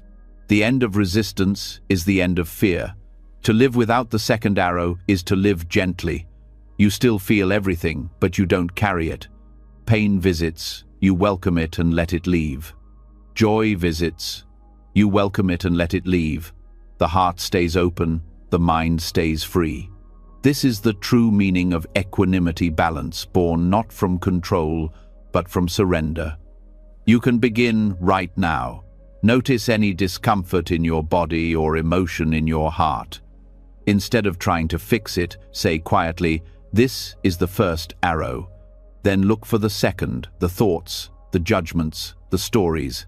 See if you can let them drop. Stay with pure awareness. The moment you do, the burden lightens.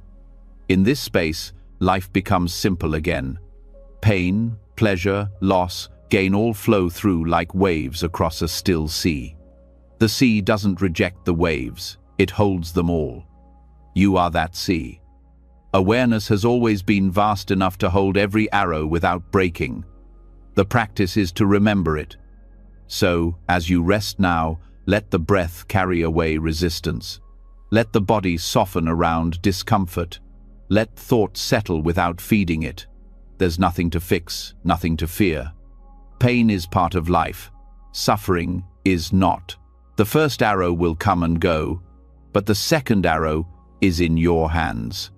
You can choose to put it down, and when you do, a new kind of peace fills the heart, not the peace of avoidance, but the peace of understanding. The mind becomes spacious, the body lighter, and life flows, as it always has, full of change, yet free from the sting of resistance. You wake up to a truth so simple it feels like a secret. Pain is real, but suffering was always optional. When you stop firing the second arrow, something inside you grows quiet. Awareness begins to settle like dust after a storm, and you start to sense a stillness that has always been there, untouched by pain, untouched by reaction. This stillness is not emptiness, it's clarity. Yet life does not stop testing you. The world continues to shift, people change, plans fail, and emotions rise like tides. In this constant movement, one question remains: how can you stay steady when everything else sways? The answer lies in equanimity, the art of calm amid chaos, the strength that doesn't need to fight to be strong. Equanimity, or upekkha, is often misunderstood. People think it means not caring, shutting down, becoming cold or distant. But true equanimity is not numbness. It's warmth without attachment, compassion without panic, understanding without control. It's the calm at the center of the storm, not because the storm stopped, but because you finally understood the sky was never broken by the wind. To live with equanimity means you stop being tossed by every emotion that passes through you. The heart feels everything: joy, sorrow, anger, love, but it no longer loses its balance. It holds each experience like a mother holding a child, fully present, fully loving, but not lost in it. This is not detachment from life, it is intimacy with life without drowning in it. The mind without equanimity is like a pendulum. One moment it swings toward pleasure, craving, excitement, obsession. The next, it swings toward pain, aversion, fear, despair. The constant swinging creates fatigue, confusion, and stress. Equanimity is the still point between those extremes. It's the ability to see both sides without being caught in either. When you rest there, you discover a peace that no external condition can disturb. The Buddha described equanimity as one of the highest perfections, not because it removes emotion, but because it purifies it. When your mind is even, love becomes unconditional, wisdom becomes clear, and compassion becomes steady. Without equanimity, kindness burns out and wisdom turns to judgment. With it, everything you do carries the flavor of peace. Equanimity begins with understanding impermanence. When you truly see that everything changes, success, failure, praise, blame, gain, loss, you stop grasping at what cannot be held. You stop collapsing when things don't go your way. The world remains the same, but your relationship to it changes. You no longer depend on outcomes for peace. That is radical freedom, not the kind that separates you from life, but the kind that allows you to move through it without being enslaved by it. Most people live in reaction to pleasure and pain. When something feels good, they chase it. When something feels bad, they run. The constant running creates exhaustion. Equanimity ends this chase. It teaches you to meet each moment as it is, pleasant, unpleasant, or neutral, and to respond with clarity instead of reflex. This doesn't make you passive, it makes you wise. You still act, but your actions come from balance, not from craving or fear. To cultivate equanimity, begin by observing your reactions. Notice how quickly the mind labels everything good, bad, mine, not mine. Those labels are the roots of imbalance. When you strip them away, what's left is raw experience, sensations, colors, sounds, feelings, all changing, all flowing. The mind that sees clearly no longer needs to grab or push away. It simply watches. This watching is not indifference, it's presence without interference. In practice, equanimity feels like space. When something triggers you, there's a pause before reaction. In that pause, wisdom can speak. You start to see that emotion itself is not a problem, identification with it is. Anger, sadness, joy, excitement, they're all waves on the surface of awareness.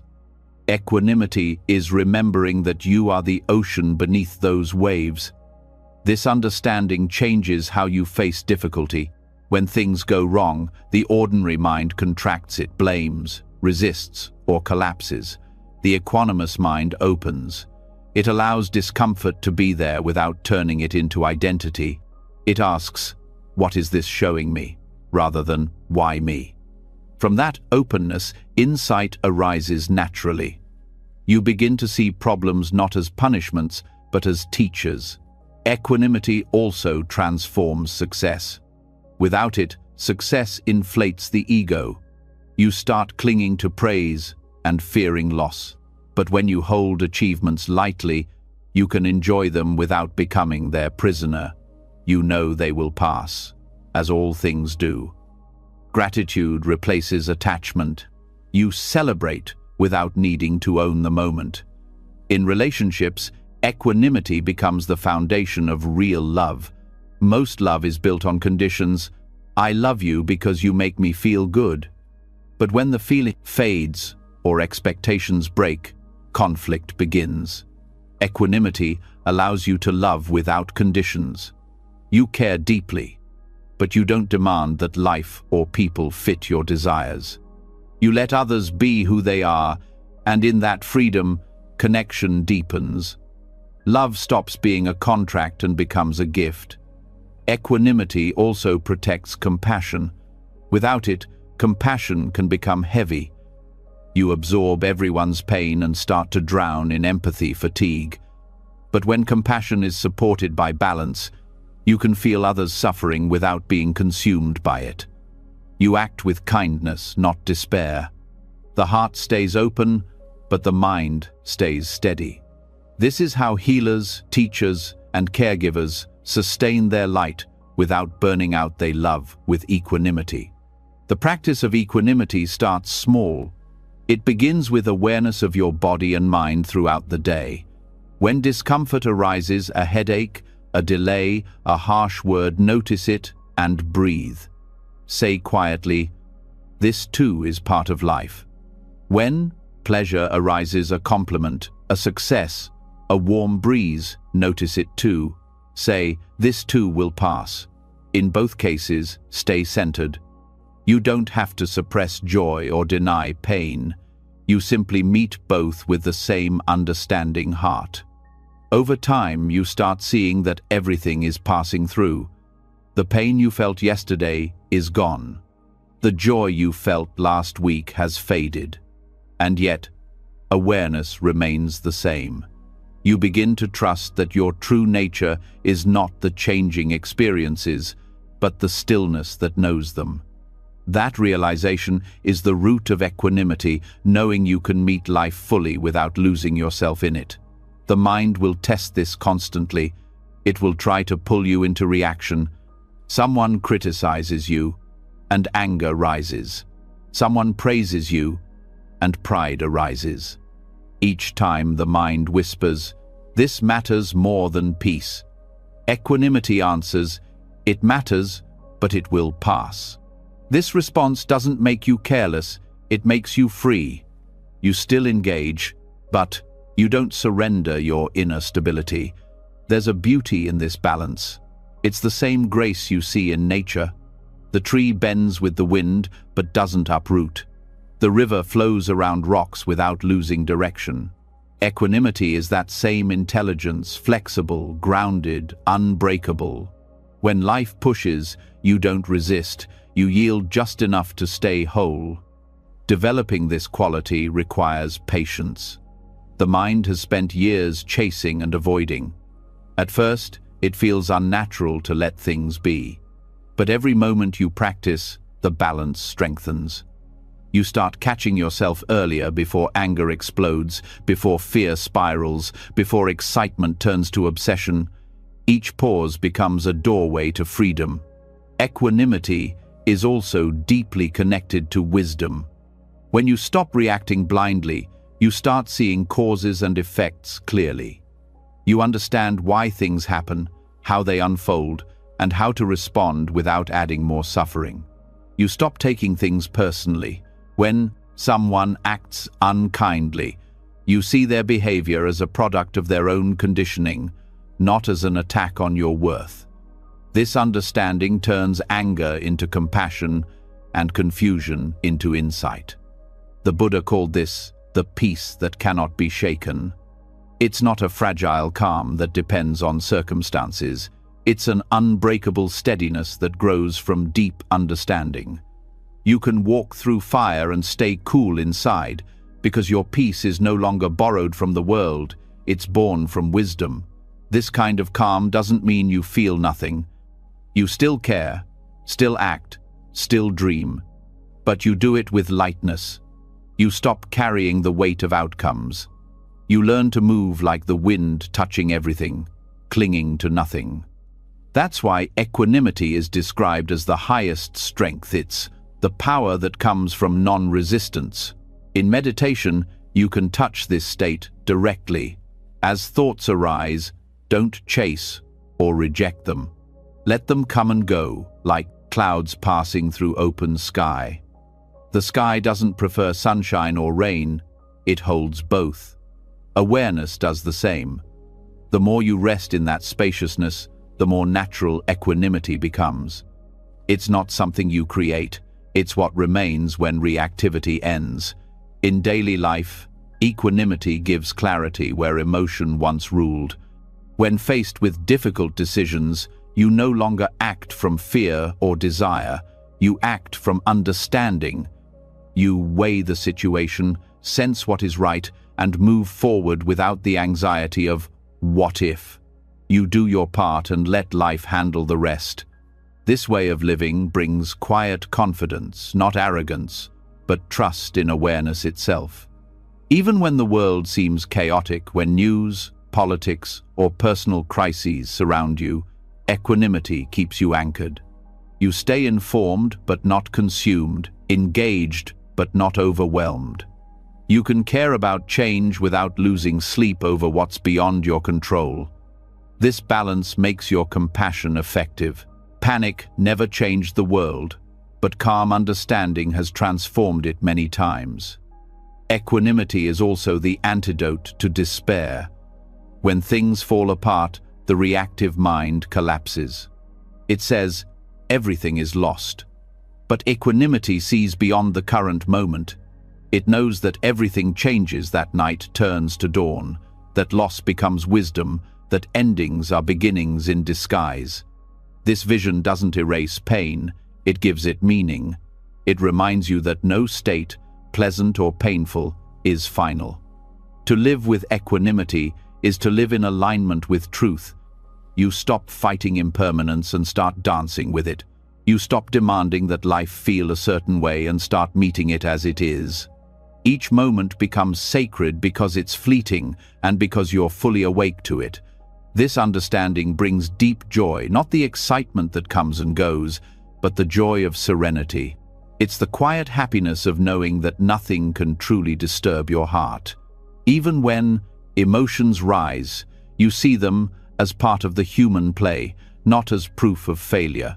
The calm beneath remains steady, like the still water beneath waves. Equanimity also reconnects you to purpose. When your mind is calm, your actions become clear. You stop wasting energy on reaction and channel it into wisdom and love. You can face challenges with patience and respond to life with creativity. Balance doesn't make you less alive, it makes you fully alive, because energy once lost in worry now fuels clarity and compassion. Over time, this becomes your natural state. The mind no longer rushes to fix every discomfort or cling to every pleasure. It learns to rest in awareness, trusting the flow. The heart remains open and the world feels lighter. This is not the peace of detachment, but of deep connection, the understanding that everything arises and fades within the vastness of awareness, and that awareness itself is never disturbed. So, as you rest here, let this truth sink in. The world may swirl with noise, but you can remain centered. The body may feel, the mind may move, but awareness stays still. This is not escape, it's mastery, the kind that comes from understanding, not control. Let the breath steady, let the thoughts pass, let sensations rise and fall. You don't need to fix, hold, or fear them. You are the space that allows them to be. That space is equanimity, the calm amid chaos, the strength that neither clings nor resists, the peace that needs nothing to stay whole. And when you live from that space, every challenge becomes lighter, every joy becomes deeper, and every moment becomes complete, not because life became easier, but because you finally became steady enough to meet it exactly as it is. When the heart learns to stay calm amid chaos, a new depth of awareness begins to open. The mind becomes clearer, quieter, more spacious. You start to sense life moving through you, breath, pulse, sensation, all in rhythm, all in harmony. In that stillness, there is a doorway waiting. It doesn't lead somewhere far away. It leads inward, into the most ancient rhythm of all, the breath. The breath is not only the bridge between body and mind, it is the bridge between chaos and peace, between confusion and clarity. To rediscover it is to rediscover yourself. Mindfulness of breathing, or anapanasati, is one of the Buddha's most profound and practical teachings. It seems simple: inhale, exhale, notice, but within this simplicity lies everything you need to transform the mind. Breathing is not just a survival mechanism, it's a living teacher. Every breath speaks the truth of impermanence, of presence, of letting go. Every inhale is a beginning, Every exhale is an ending. When you learn to follow this rhythm consciously, life itself starts to slow down, and peace begins to rise from the very core of your being. Many people breathe, but very few are aware that they are breathing. The body does it automatically, but the mind is rarely there. Most of the time, breathing happens in the background while thoughts rush ahead. That's why the mind feels restless and fragmented. To be mindful of the breath is to return home, to come back to the only moment that ever truly exists, the present one. The breath is a mirror of the mind. When the mind is agitated, the breath becomes shallow and quick. When the mind is calm, the breath softens and slows. But the miracle is that the reverse is also true. When you calm the breath, the mind follows. By working with the rhythm of breathing, you can regulate the entire nervous system. It's the body's natural doorway to peace, accessible anytime, anywhere. In ancient texts, the Buddha called mindfulness of breathing the direct path to liberation. Not because breath is magical, but because awareness of it gathers the scattered pieces of the mind into one point. When you rest your attention on the breath, thoughts begin to lose their power. The endless pull of past and future weakens, and you enter the simple truth of now. Start by observing how your breath feels. Don't try to control it, just notice it. Feel the cool air entering the nose, the chest expanding, the warmth leaving the body. The more you pay attention, the more subtle details appear: the pause between inhale and exhale, the shift of energy across the body. Awareness begins to refine itself, becoming sharper yet gentler. The breath teaches you how to be present without force. At first, the mind will wander. It will chase thoughts, memories, and plans. This is not failure. It's the mind revealing its nature. The practice is not to silence thought, but to return again and again to the breath. Each return strengthens mindfulness, just as lifting a weight strengthens a muscle. Over time, the breath becomes like an anchor. No matter how strong the storm of thought, you can return to this anchor and find stability. As awareness deepens, the breath starts to feel different. It's no longer just air moving in and out, it's life itself flowing through you. The body begins to soften. The heartbeat synchronizes with the breath, and a gentle warmth spreads through the chest. You start to feel connected to something larger, not as a belief, but as a direct experience. The separation between you and life starts to dissolve. You are breathing, but also being breathed. On a physiological level, mindful breathing directly affects the nervous system. When you breathe slowly and consciously, the vagus nerve activates, lowering heart rate and blood pressure. The body shifts from fight or flight to rest and restore. Stress hormones decrease and clarity increases. This is not mystical, it's biology. The ancient practice aligns perfectly with modern science because it works with nature, not against it. Breath also teaches impermanence more intimately than any philosophy. No two breaths are ever the same. Each one comes, fulfills its purpose, and leaves. To fight this flow is to suffer. To flow with it is to live. The breath shows you that control is an illusion, and that peace comes not from forcing life, but from moving with it. As you deepen your practice, you may notice that the breath reflects every emotion. When fear appears, the breath shortens. When joy arises, it expands. When anger burns, it becomes hot and rapid. Each breath tells the story of your inner world. By observing it, you begin to understand yourself without judgment. The breath becomes your most honest teacher. In stressful moments, returning to the breath is like touching still water after heat. When the mind spins with worry, even one conscious exhale can interrupt the cycle. It tells the body, "You are safe now." The nervous system listens, muscles release, thoughts lose their sharpness. You start responding to life instead of reacting to it. That single breath can change the entire direction of your day. The Buddha often compared the mindful breath to a gatekeeper watching a doorway. Every breath entering and leaving is like a traveler passing through. The gatekeeper doesn't stop them. He simply notices. In the same way, you watch the breath enter and leave awareness. Nothing to add, nothing to remove. This quiet watching creates mental clarity, a state where thoughts can come and go without pulling you along. There's also a natural rhythm in breath that connects you to everything around you. Every inhale you take contains the exhale of trees. Every exhale you release becomes part of another's inhale.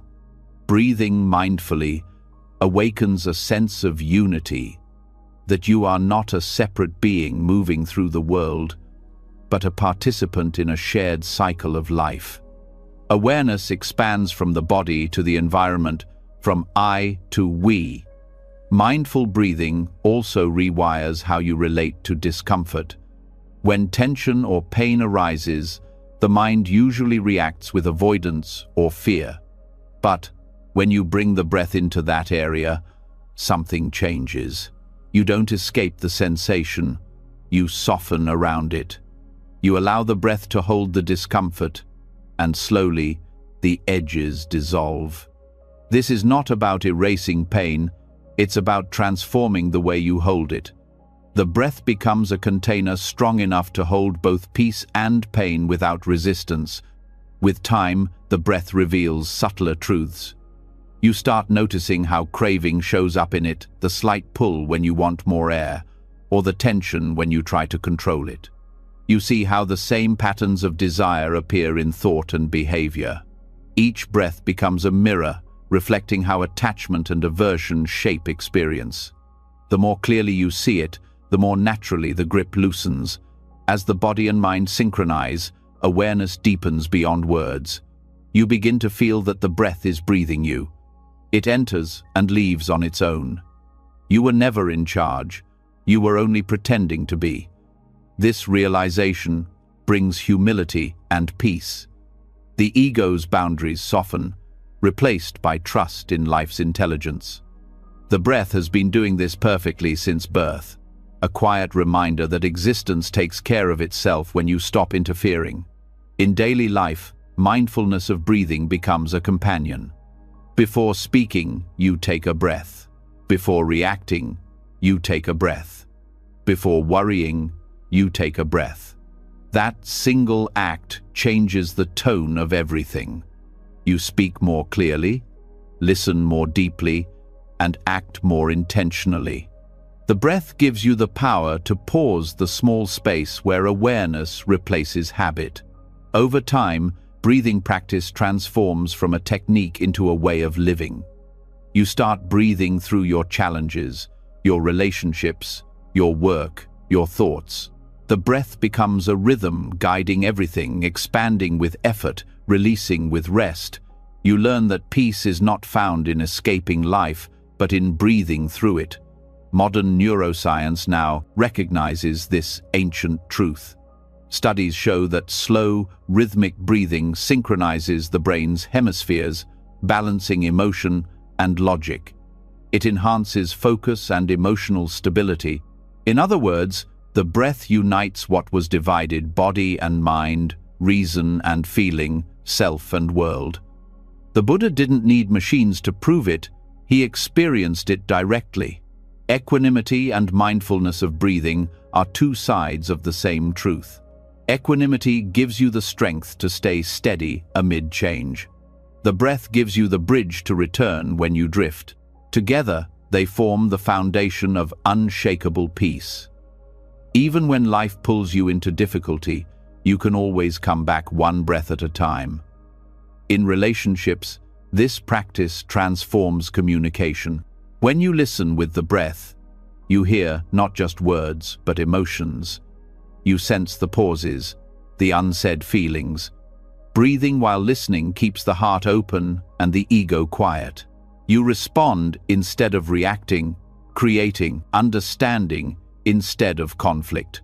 Each breath becomes an act of compassion. In moments of joy, Mindfulness of breathing keeps you grounded.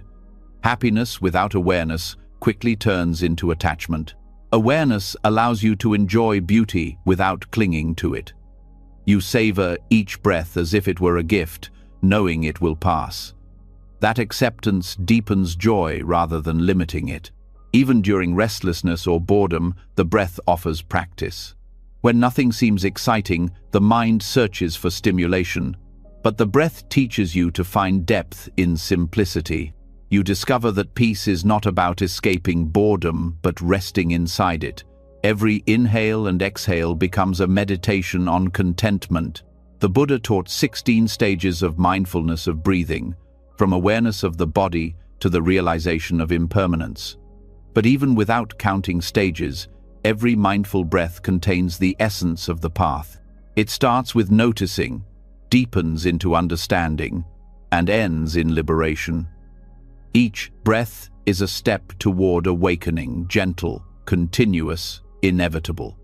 At a deeper level, breath reveals non-duality, the absence of separation between inner and outer, self and world. The air you inhale was once part of another being. The air you exhale nourishes the world again. The cycle has no beginning, no owner. When you truly feel this, the illusion of isolation dissolves. You experience yourself not as a fragment, but as flow. Eventually, mindfulness of breathing leads to stillness so deep that breath and awareness merge. The body breathes softly, the mind rests completely, and awareness remains bright and awake. This stillness is not sleep, it's the purest form of aliveness. In that silence, you realize that peace was never something to achieve. It was the nature of awareness all along. As your practice matures, you carry this peace into every movement. Walking becomes breathing in motion, speaking becomes breathing in sound, working becomes breathing in purpose. The line between meditation and life disappears. You are no longer someone who practices mindfulness. You have become mindfulness itself. This is the unshakable peace the Buddha spoke of, a peace not dependent on conditions, a calm that no noise can disturb. It is the peace of a mind that breathes with life instead of resisting it. Every breath becomes a reminder, here I am alive, this moment is enough. So, as you rest now, bring your attention gently to the breath. Feel it without effort entering, leaving, flowing. Let the body move naturally, let the mind settle quietly. Each breath is a bridge back to peace, each exhale a release of everything unnecessary. Stay here breathing, aware, free. The world will continue to move, but you will remain centered. The breath will carry you through joy and sorrow, through noise and silence, through life and beyond. Because in every breath there is peace, the kind that does not fade, the kind that cannot be shaken. When awareness begins to rest in the breath, a subtle peace fills the body. The world still moves, thoughts still rise, but the heart beats with a rhythm that feels natural again. You begin to sense something deeper, a tenderness that has always been there, quietly waiting beneath the noise. Yet even in this peace, one of the hardest barriers remains: the way you treat yourself. You may breathe calmly, act mindfully, even care deeply for others, but within you, there may still be a quiet cruelty, the inner voice that judges, criticizes, and refuses to forgive. The next step on the path is learning how to meet that voice with love. The Buddha called this metta, loving kindness, not a sentimental emotion, but a deep recognition that you, too, deserve compassion. Most people find it easier to wish others well than to offer that same warmth to themselves. You might forgive a stranger, comfort a friend, but when it comes to your own pain, you tighten. The mind says, I should be stronger. I should know better. I don't deserve kindness until I fix myself. This quiet self-rejection is one of the greatest sources of suffering. Compassion for the self is the medicine that ends it. To understand why this is so important, you must first see how self-criticism operates. The mind believes that being hard on yourself will make you better, that shame produces improvement. But the truth is the opposite. Harshness paralyzes, kindness transforms. A mind at war with itself cannot grow. Just as a seed cannot bloom in poisoned soil, wisdom cannot blossom in self-hatred. When you start treating yourself with care, even your flaws begin to heal on their own. Compassion for the self is not self-pity. It is not saying, "I am a victim." It is saying, "I am human." It's recognizing that imperfection is part of life's design. Every thought, mistake, and emotion is part of the learning process. When you meet your pain with compassion instead of judgment, the energy of resistance softens and understanding begins. This softness is not weakness, it is the courage to stay open when the mind wants to close. The Buddha compared loving kindness to the steady warmth of the Sunday. It shines on all beings equally, no exceptions, no preferences. To practice metta, you start by offering this warmth inward. You might repeat a simple phrase in your heart: "May I be well. May I be at ease. May I be free from suffering." At first, these words may feel mechanical, even awkward. But with time, they begin to penetrate the layers of self-judgment, melting the frozen parts of your heart. In modern life, burnout has become a kind of epidemic. People push themselves beyond limits, believing their worth depends on productivity, success, or constant achievement. When they finally collapse, they feel guilt instead of rest. This is the cycle of self-cruelty disguised as ambition. Loving kindness breaks this cycle. It reminds you that rest is not laziness and that care for the self is not selfishness. When you treat yourself kindly, you replenish the energy that allows you to serve others better. Compassion for the self also helps heal the nervous system. When you constantly criticize yourself, the body stays in a state of alertness, as if under threat. The mind becomes the predator, and the body becomes the prey. But when you speak gently to yourself, the opposite happens. The body relaxes, the breath deepens, the heart rate slows, safety returns. You begin to trust yourself again. This physiological shift mirrors what ancient teachings described as meta-energy, the warmth of awareness spreading through the body and mind. One of the greatest misconceptions is that compassion will make you complacent. Many fear that if they stop criticizing themselves, they will stop improving. But the truth is, growth arises naturally when you feel supported. Think of how a child learns, not through fear of punishment, but through encouragement and safety. The same principle applies to the adult mind. When you speak kindly to yourself, creativity and resilience flourish. Kindness opens the path that harshness blocks. To practice compassion for the self, start by noticing your inner dialogue. Throughout the day, listen to how you speak to yourself after mistakes, delays, or disappointments. The tone may surprise you. Often, it's far harsher than how you'd speak to anyone else. This awareness is the first step. When you catch a moment of self-criticism, pause and breathe. Then silently offer yourself a phrase of understanding. "It's okay. I'm learning. This too will pass." Over time, these gentle words reshape the mind's habits. This practice also requires honesty. Compassion does not mean excusing harmful behavior or pretending everything is fine. It means acknowledging what is real without adding cruelty to it. When you make a mistake, admit it. But instead of saying, "I'm terrible," say, "That was unskillful and I will do better." The difference between shame and responsibility is compassion. Shame says, "I am wrong." Responsibility says, "I can change." Another layer of self-compassion is learning to hold your pain without judgment. Most people either suppress their pain or drown in it. The middle way is to hold it with tenderness. When sadness appears, don't try to escape it. Breathe with it. When fear arises, acknowledge it without resistance. The act of allowing is the deepest form of kindness. Pain that is allowed to be felt fully begins to release its grip. Scientific studies on compassion meditation show that people who practice loving kindness develop greater emotional resilience. The brain's empathy centers become more active, and the regions associated with anxiety shrink.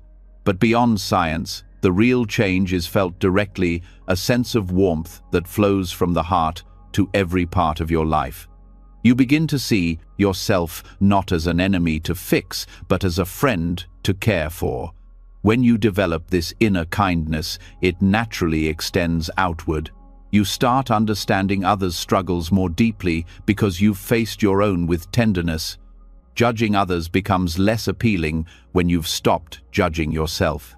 This is why self-compassion is not selfish, it's the root of compassion for all beings. You cannot offer peace to others while rejecting yourself. In relationships, this understanding creates harmony. You stop expecting others to fill the void of your self-criticism. You stop demanding love as proof of your worth. When you are kind to yourself, love becomes sharing rather than seeking. You give freely because you no longer depend on others to tell you that you are enough.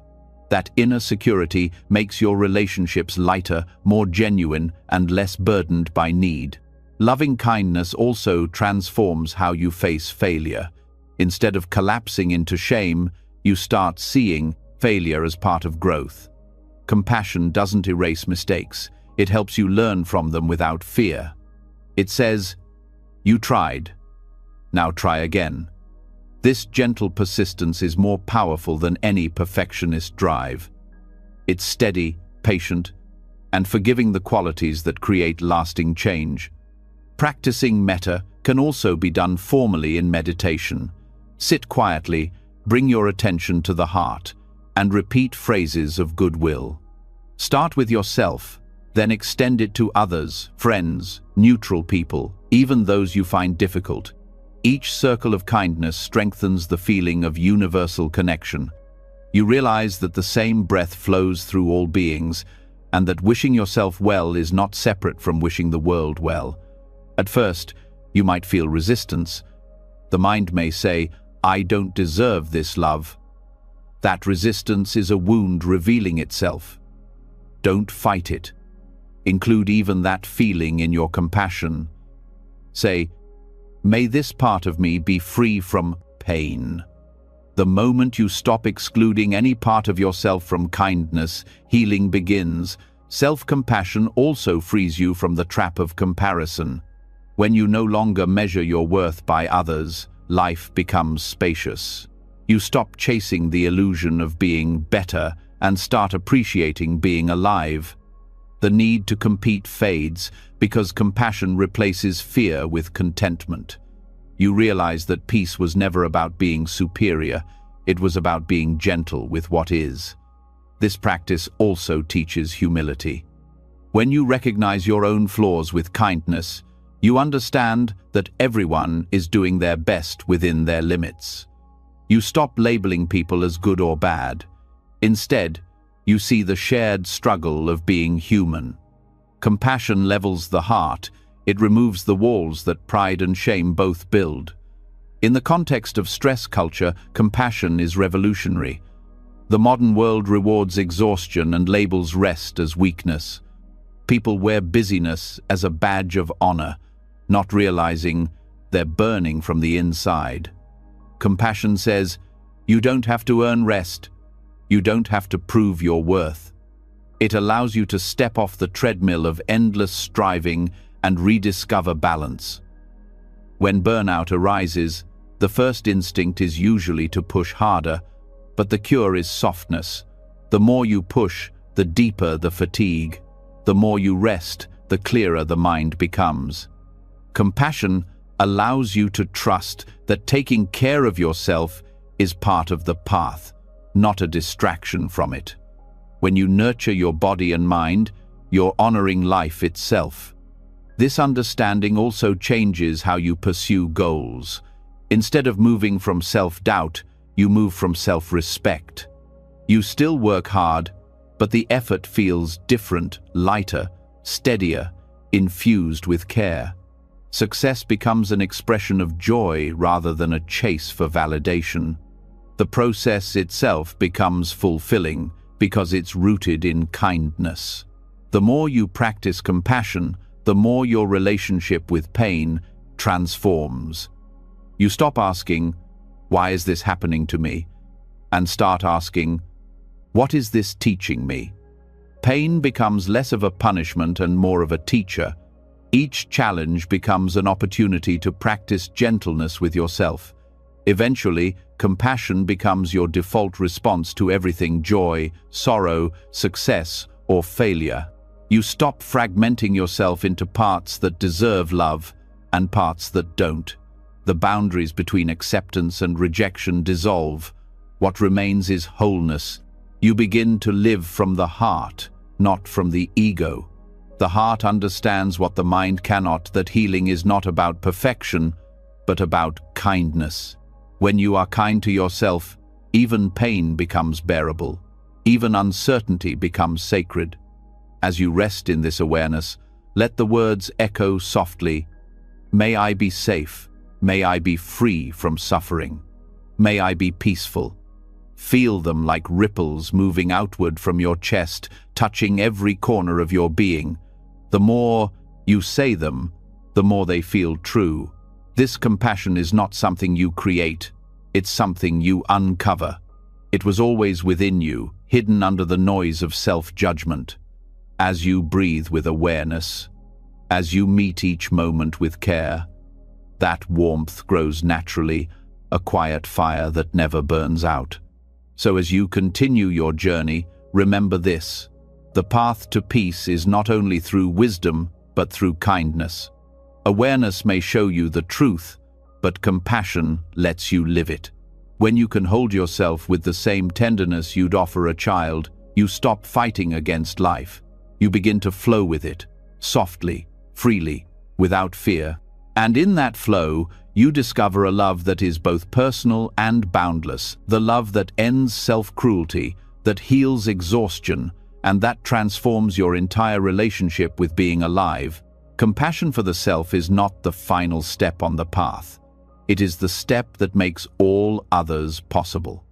When you treat yourself with gentleness, the whole world softens in response. And in that softness, peace takes root not as an idea, but as the very way you exist. When the heart finally learns to treat itself with kindness, something profound begins to unfold. The war inside quiets, and a gentle strength rises in its place. You no longer attack yourself for feeling pain. You meet your emotions like old friends, sometimes messy, sometimes loud, but always human. Yet even as compassion softens the heart, a question still lingers. Why do emotions seem so powerful one moment and then disappear the next? How can something that feels so overwhelming one day feel distant the next?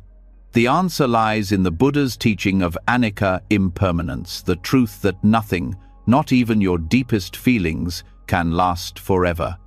Emotions are waves that rise and fall within awareness. They may feel endless when they are strong, but every emotion is bound by the law of change. Joy peaks and fades, sadness swells and dissolves, fear rises and falls away. The mind, however, resists this truth. It clings to pleasant emotions and fears unpleasant ones. It wants to hold what feels good and escape what feels bad. This grasping and avoidance create anxiety, the illusion that you must control what was never meant to be controlled. Seeing impermanence clearly ends that struggle. When you observe your emotions without interference, you begin to notice their transient nature. What feels unbearable slowly shifts into something else. The intensity of sadness softens into quiet, anger turns into fatigue, fear melts into stillness. Every emotion carries within it the seed of its own ending. The problem is that the mind doesn't wait for the natural fading. It reacts, labels, judges, and tries to fix. These reactions trap the feeling, freezing it into a story that repeats endlessly. Awareness frees it again by allowing it to move. The Buddha compared emotions to clouds passing across the sky. They appear, change shape, and disappear, but the sky itself remains untouched. When you identify with the cloud, I am angry, I am broken, I am anxious, you suffer with it. When you rest as the sky, aware, vast, open, you witness the passing without being swept away. This shift from identification to observation is the heart of freedom. In daily life, emotions often appear suddenly. A memory, a word, a tone of voice, and the body reacts before you even think. The chest tightens, the stomach clenches, the breath shortens. This physical wave is the birth of emotion. It is not your enemy. It's a signal that energy is moving. If you can stay with the pure sensation, the flutter, the pressure, the heat without naming it, it begins to dissolve naturally. Naming solidifies it. Awareness releases it. Understanding impermanence does not mean denying your feelings. It means seeing their nature clearly. The more you resist an emotion, the longer it stays. Resistance is like holding a knot tighter. Awareness, on the other hand, is the hand that slowly loosens it. When you let an emotion arise and pass without clinging or rejection, you experience what true peace feels like, not the absence of feeling, but the absence of struggle. Modern science supports this ancient wisdom. Neuroscience shows that the chemical lifespan of most emotions in the body is about 90 seconds. After that, it is thought, rumination, judgment, story that keeps them alive. The emotion ends, but the mind revives it again and again. The Buddha saw this long before science gave it language. He taught that clinging to pleasant sensations or resisting unpleasant ones gives rise to suffering. Awareness dissolves both. Anxiety, in particular, depends on forgetting impermanence. It convinces you that the discomfort you feel will last forever. It whispers, "You'll always feel this way." And in believing it, the feeling deepens. But if you bring awareness to the breath and observe the emotion directly, you begin to see small changes. The intensity shifts, the body relaxes slightly, the edges soften. Even when anxiety feels huge, it moves in waves. Awareness rides the wave until it fades into stillness. Every time you observe an emotion with patience, you weaken the illusion of permanence. You start to trust that no storm lasts forever. This trust brings courage. You no longer fear feeling. You no longer run from discomfort. You know that even pain is temporary, and this knowing turns fear into acceptance. You become the witness of change, not the victim of it. To practice this, bring mindfulness to your emotional states throughout the day. When irritation arises, notice it. Feel where it lives in the body. Observe how it shifts as you breathe. Don't analyze it. Don't justify it. Just watch. When joy arises, do the same. Enjoy it fully, but remember it too will pass. This is not pessimism, it's balance. By accepting impermanence, you appreciate every feeling without clinging to it. The mind may ask, if everything passes, what's the point of feeling? The answer is that emotions are not meant to be possessions, they are messages. They arise to show you something, an unmet need, an unconscious attachment, an opportunity to grow. Once the message is received, the emotion dissolves. Clinging to it after its purpose is fulfilled is like holding on to a letter after you've read it. Awareness lets the experience deliver its wisdom and move on. Understanding impermanence also changes your relationship with happiness. When you stop expecting it to last, you stop being disappointed when it fades. You enjoy it while it's here and let it go when it goes. This makes joy lighter, freer, more genuine. You stop grasping at the moment and start living it. You understand that the beauty of happiness lies in its fleetingness, like music that touches you precisely because it ends. Grief reveals impermanence in a different way. When you lose someone or something dear, the pain feels endless, but even grief moves in waves. It has its own rhythm, intense, quiet, sharp, tender. The mind might not notice this because it's lost in memory. But if you stay present to the sensations of grief, the heaviness in the chest, the ache behind the eyes, you'll see movement even there. The wave comes and goes, like all others. Nothing in life, not even sorrow, stands still. This truth also brings compassion. When you realize your emotions are impermanent, you see that others' emotions are too. You stop taking their anger or sadness so personally. You understand that everyone is being moved by the same winds of feeling. This understanding softens judgment and strengthens connection. You stop demanding permanence from others, constant affection, constant approval, and start allowing them to change too. Impermanence is not a threat, it's a blessing. Without it, nothing could grow. Every transformation in your life, every healing, every lesson, every joy exists because things change. The emotion that hurts today may become the wisdom that saves you tomorrow. When you see this, you stop fearing endings. You start trusting the cycle of renewal. You can deepen this understanding through meditation. Sit quietly and observe the body and breath. As sensations and emotions arise, notice their beginnings, middles, and ends.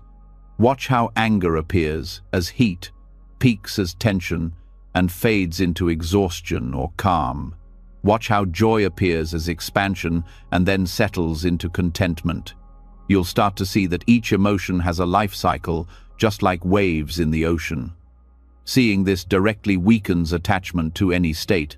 As mindfulness grows, even strong emotions lose their power to dominate you. They become like visitors. They come, they stay a while, they leave. You don't have to lock the door or invite them to live with you. You greet them, learn from them, and let them go. The more you practice this, the less you suffer from emotional highs and lows. Stability arises not because emotions stop, but because you stop identifying with them.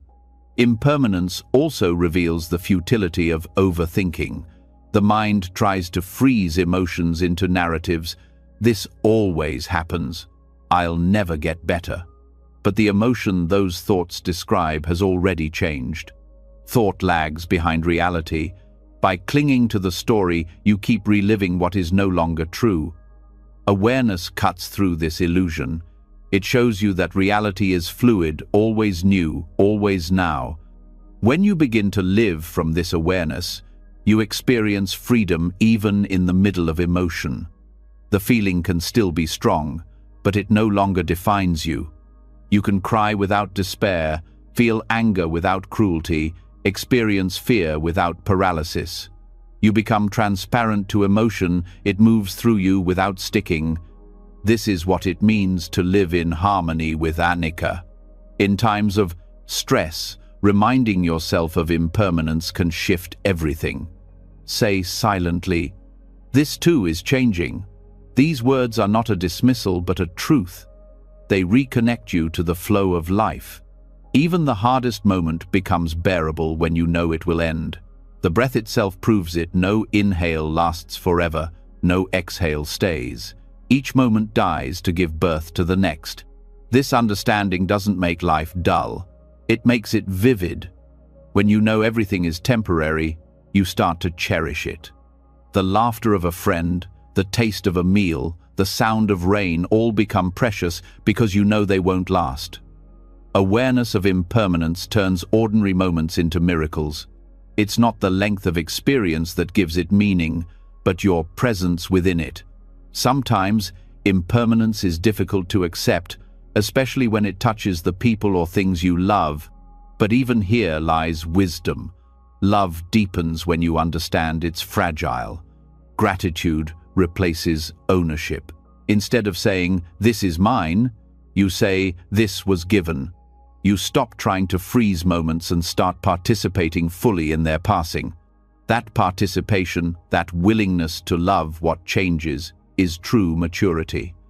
The Buddha taught that clinging is the root of suffering because it denies impermanence. When you want joy to last forever, you fear its end. When you want pain to disappear immediately, you resist its presence. Both create tension. Freedom lies in seeing that you can feel fully without needing to control duration. Emotions arise because conditions create them, and they fade when those conditions shift. Awareness trusts this process. In a world obsessed with permanence, youth, success, certainty, understanding impermanence becomes an act of liberation. You stop demanding that life match your expectations. You stop measuring peace by stability. You realize that the only true stability lies in awareness itself, not in what it observes. Everything else, thoughts, emotions, even identities, are like patterns in water. Awareness is the water. To live with this understanding is to live with lightness. You stop clinging to moods or stories. You stop identifying as happy or sad. You simply live, breathing, feeling, witnessing. Each moment rises, lives, and fades like the tide. You learn to surf it rather than drown in it. This is not indifference, it's intimacy with truth. As you rest now, feel the gentle rhythm of your breath again. Notice how it moves, without effort, appearing, changing, disappearing. Let your emotions be like this, flowing, alive, free. There's nothing to fix, nothing to hold. The heart that knows impermanence no longer fears life, it welcomes it. You've seen joy and sorrow come and go countless times, and yet awareness has remained untouched, steady, compassionate. That awareness is your refuge, the space where every emotion fades and peace endures. So when worry rises again, meet it softly and say, "You too will pass." Stay with the breath until the wave subsides. Because every emotion, no matter how fierce, carries within it the same truth: it cannot last. What remains is awareness, clear and still, holding all things and needing nothing. That is the peace the Buddha spoke of, not found by escaping change, but by resting fully within it. When you begin to see the impermanence of emotion, the heart relaxes. You stop fighting what you feel and start flowing with life as it is. The mind learns that no state, no matter how painful or beautiful, can hold you forever. In this freedom, a new understanding begins to dawn. If emotions and experiences arise and fade, what creates them in the first place? Why do certain patterns seem to repeat? Why does the same kind of worry, fear, or restlessness return even when you've seen through it before? The answer lies in the quiet architecture of karma, not as punishment or reward, but as cause and effect. The Buddha called this the karma of thought. Every thought is a seed. Each one carries energy, direction, and consequence. When you think a thought repeatedly, you water that seed until it becomes a habit. The habits of thought shape perception, and perception shapes your world. Karma is not some distant cosmic force waiting to judge you. It is the daily unfolding of your inner garden. The mind is the soil, thought is the seed, and your attention is the water. What you choose to nurture grows, whether it's fear or peace, anger or kindness. To understand this fully, you must see how deeply thought conditions experience.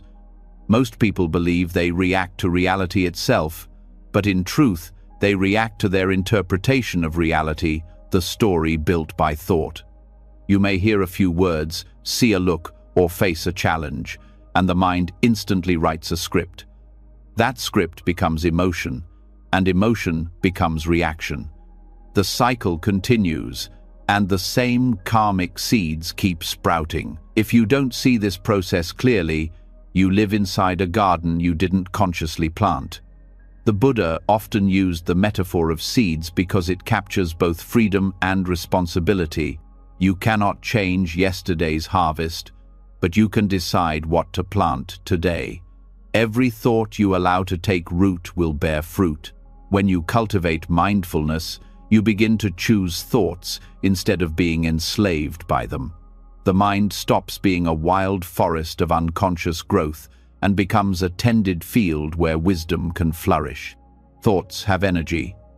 Each one leaves a subtle imprint on the nervous system, shaping how you perceive future moments. If you repeatedly think, "I am not safe," your body will live in defense. If you think, "I can meet this moment with calm," the body adjusts to that truth. This is the law of cause and effect at work, not mystical, but immediate. Modern neuroscience even shows that repeated thought patterns strengthen neural pathways, literally wiring your brain for the emotions and perceptions you most often choose. The power of karma is neutral. It follows the laws of nature. The seeds you plant don't care about your intentions. They grow according to what they are. Angry thoughts grow anger. Fearful thoughts grow fear. Kind thoughts grow peace. This truth can seem intimidating until you realize it's also your greatest freedom. You are not doomed by the past. You are simply harvesting the fruits of previous thoughts. Change the seeds, and the garden changes. To see how this works, start observing your mind throughout the day. Notice how certain thoughts arise automatically in response to events. Someone cuts you off in traffic, and irritation blooms instantly. That irritation might not even be about the event itself. It could be the echo of years of impatience, planted and watered every time you reacted the same way. When you see this, you understand that the present moment is not random, it's the flowering of mental karma. Awareness allows you to interrupt the cycle. When you catch a thought as it arises, you create a gap between impulse and identification. In that gap, you have a choice to water it or to let it dry out. The more often you make that choice consciously, the weaker negative habits become. This is not about suppressing thoughts, but about starving unwholesome ones of energy. Awareness is sunlight. It illuminates what was hidden. Once you see the process clearly, automatic thinking begins to lose its grip. This also reveals how positive thought is not forced optimism, but alignment with truth. When you plant thoughts rooted in reality, "I can breathe through this. This will pass. I am more than this feeling." You are not escaping life. You are responding to it wisely. Positive thinking without awareness is fantasy. Mindful thinking is transformation. It rewires the mind to respond with clarity instead of fear. The Buddha taught that every mental act carries intention. Karma is born not from what you think or do in isolation, but from the motive behind it. Two people can speak the same words, but if one speaks from love and the other from ego, the karmic imprint is entirely different. This is why mindfulness of intention is so vital. Before you speak, before you act, even before you think deeply on something, pause and ask, what is the energy behind this? Is it fear, pride, compassion, or understanding? That small inquiry changes the course of your karma immediately. When you begin to work with your thoughts consciously, you start to see that the mind has layers. Some thoughts are surface-level, fleeting, light, and harmless. Others are rooted deeply in belief and emotion. These deeper seeds create the strongest patterns. For example, the belief, "I am not enough," may produce countless smaller thoughts of comparison, jealousy, and anxiety. If you address only the surface thoughts, they will grow back. But if you bring awareness to the root belief and see its emptiness, the entire pattern collapses. This is how mindfulness uproots old karma, not by fighting it, but by understanding its source. The Buddha described this process as mental cultivation, developing wholesome states and abandoning unwholesome ones. He compared it to a farmer who clears weeds, waters healthy plants, and protects new growth. The farmer doesn't yell at the soil or complain about the weather. He simply tends to the field with patience. In the same way, you nurture wholesome thoughts, gratitude, compassion, wisdom through steady attention. Over time, they become your new defaults, shaping a mind that naturally leans toward peace. A powerful exercise for this is noticing your mental diet. Just as the body becomes what it eats, the mind becomes what it consumes. What kind of information, conversations, and media are you feeding it? Do they nourish clarity or agitation? Many people try to calm their minds while constantly absorbing noise that fuels anxiety. Being mindful of what enters your awareness is an act of karmic intelligence. You cannot plant roses in soil constantly seeded with thorns. It's also important to recognize that thoughts are not equally strong. A thought accompanied by emotion is like a seed watered by rain. It grows faster. When you think with intensity, the energy sinks deeper into the mind. This is why repetitive worry feels so heavy, it's mental karma gathering force. But the same principle applies to loving kindness and gratitude. When you infuse thought with genuine feeling, its power multiplies. That's how compassion reshapes not just mood, but destiny. Karma is not only personal, it's collective. The thoughts of individuals influence the energy of families, communities, even societies. When many people cultivate fear, the atmosphere thickens with it. When many people cultivate peace, the world softens. Each thought you plant contributes to the shared garden of consciousness. This understanding brings both responsibility and hope. Even a single act of mindful thinking adds light to the collective field. To transform mental karma, you must first stop being its prisoner. This begins with self-awareness, seeing that thoughts are events, not identities. Just as a storm passes through the sky, thoughts pass through awareness. When you stop saying, "I am this thought," and start saying, "This is a thought," you free yourself. That freedom allows you to choose which thoughts to engage with. Some will fade if ignored, others will flourish if nurtured. The choice becomes yours again. One of the most overlooked aspects of karma is how it relates to speech. Words are thoughts made audible. When you speak from anger or fear, you solidify those emotions in yourself and in others. When you speak from kindness, you strengthen that energy in both hearts. This is why mindful speech is considered one of the highest forms of practice. It is thought in motion, creating karma that echoes beyond what you can see. Another key to understanding the karma of thought is noticing its subtle persistence. Even when you are silent, the mind speaks. It comments, compares, judges, plans. Each of these silent sentences plants seeds. Most are small, but when repeated often, they form grooves in consciousness. These grooves become your mental habits, and habits shape destiny. Awareness smooths those grooves by interrupting repetition. Each moment of mindfulness is a fresh start, new soil for new seeds. When you begin to see the law of cause and effect within your own mind, faith in awareness grows. You realize you no longer need to fear your thoughts. You can work with them, guide them, and transform them. You stop waiting for external change and start cultivating inner alignment. Peace stops being something to find and becomes something you grow. This practice also brings humility. You see that your suffering was not punishment, but the natural outcome of unconscious seeds. When you recognize this, guilt dissolves, replaced by wisdom. You understand that every mind, including yours, is learning through cause and effect. Compassion replaces blame for yourself and for others. You realize that no one escapes this law, but everyone can use it to awaken. The process of planting wholesome mental seeds begins with intention. You can start each morning with simple awareness. Today, I will think thoughts that bring peace. It's not about forcing positivity, it's about choosing clarity.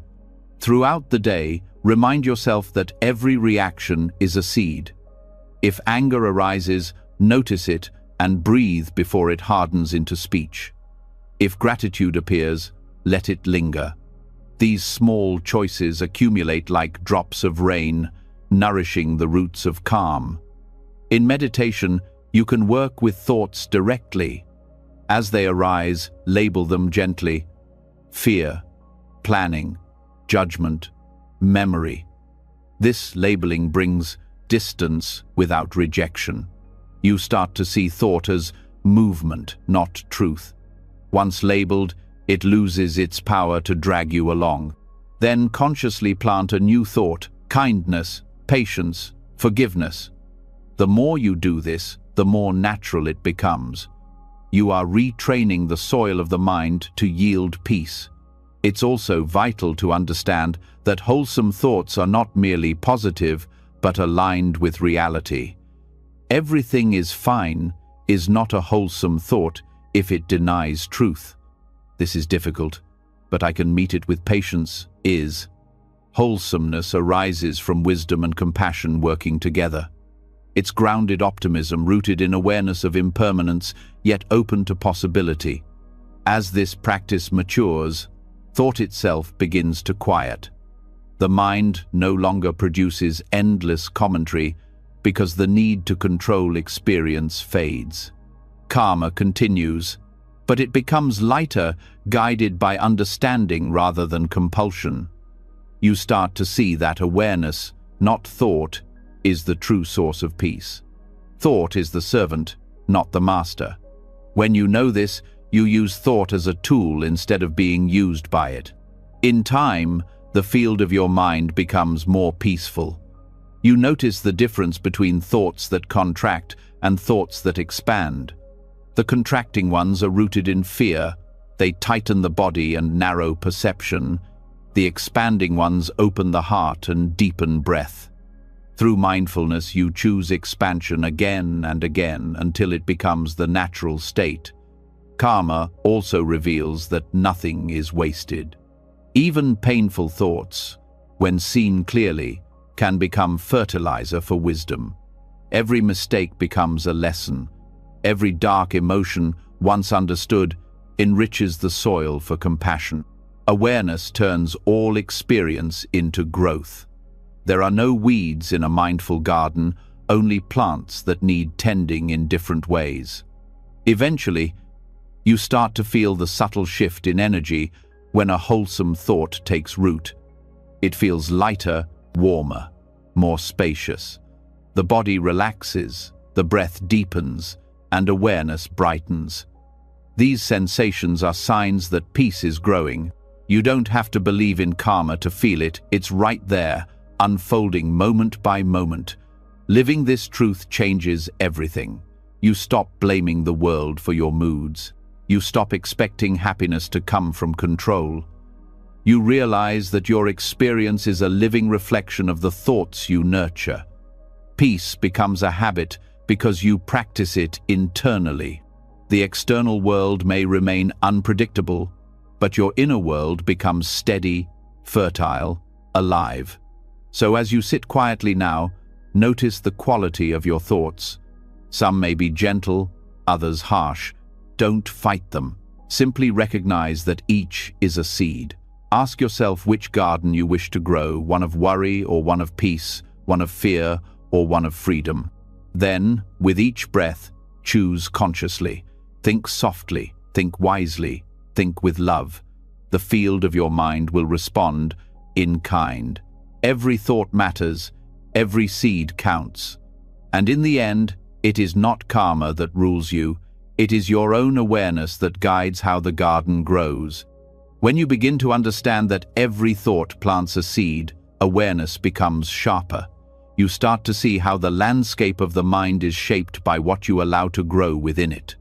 Some thoughts nourish peace, while others feed anxiety. The garden of the mind is alive, it's always being fed, watered, and cultivated. But what exactly feeds it? Why do certain moods return again and again, even when we think we've let them go? The Buddha answered this question through the teaching of the four nutriments, the four kinds of food that sustain not just the body, but the entire cycle of suffering or serenity. We often think of nourishment only as physical, what we eat or drink. Yet the mind too eats constantly. It consumes impressions, ideas, sensations, and intentions. Every moment, something is feeding your state of being. Some food strengthens clarity, some poisons it. Understanding this is like learning to read the labels of what you're feeding your mind with. It gives you the power to stop consuming what causes stress and to start choosing what nurtures peace. The first nutriment is physical food, the nourishment that sustains the body. On the surface, this seems simple, but in the Buddha's view, how you relate to food reflects your relationship with desire itself. Eating is not just biological, it's emotional and mental.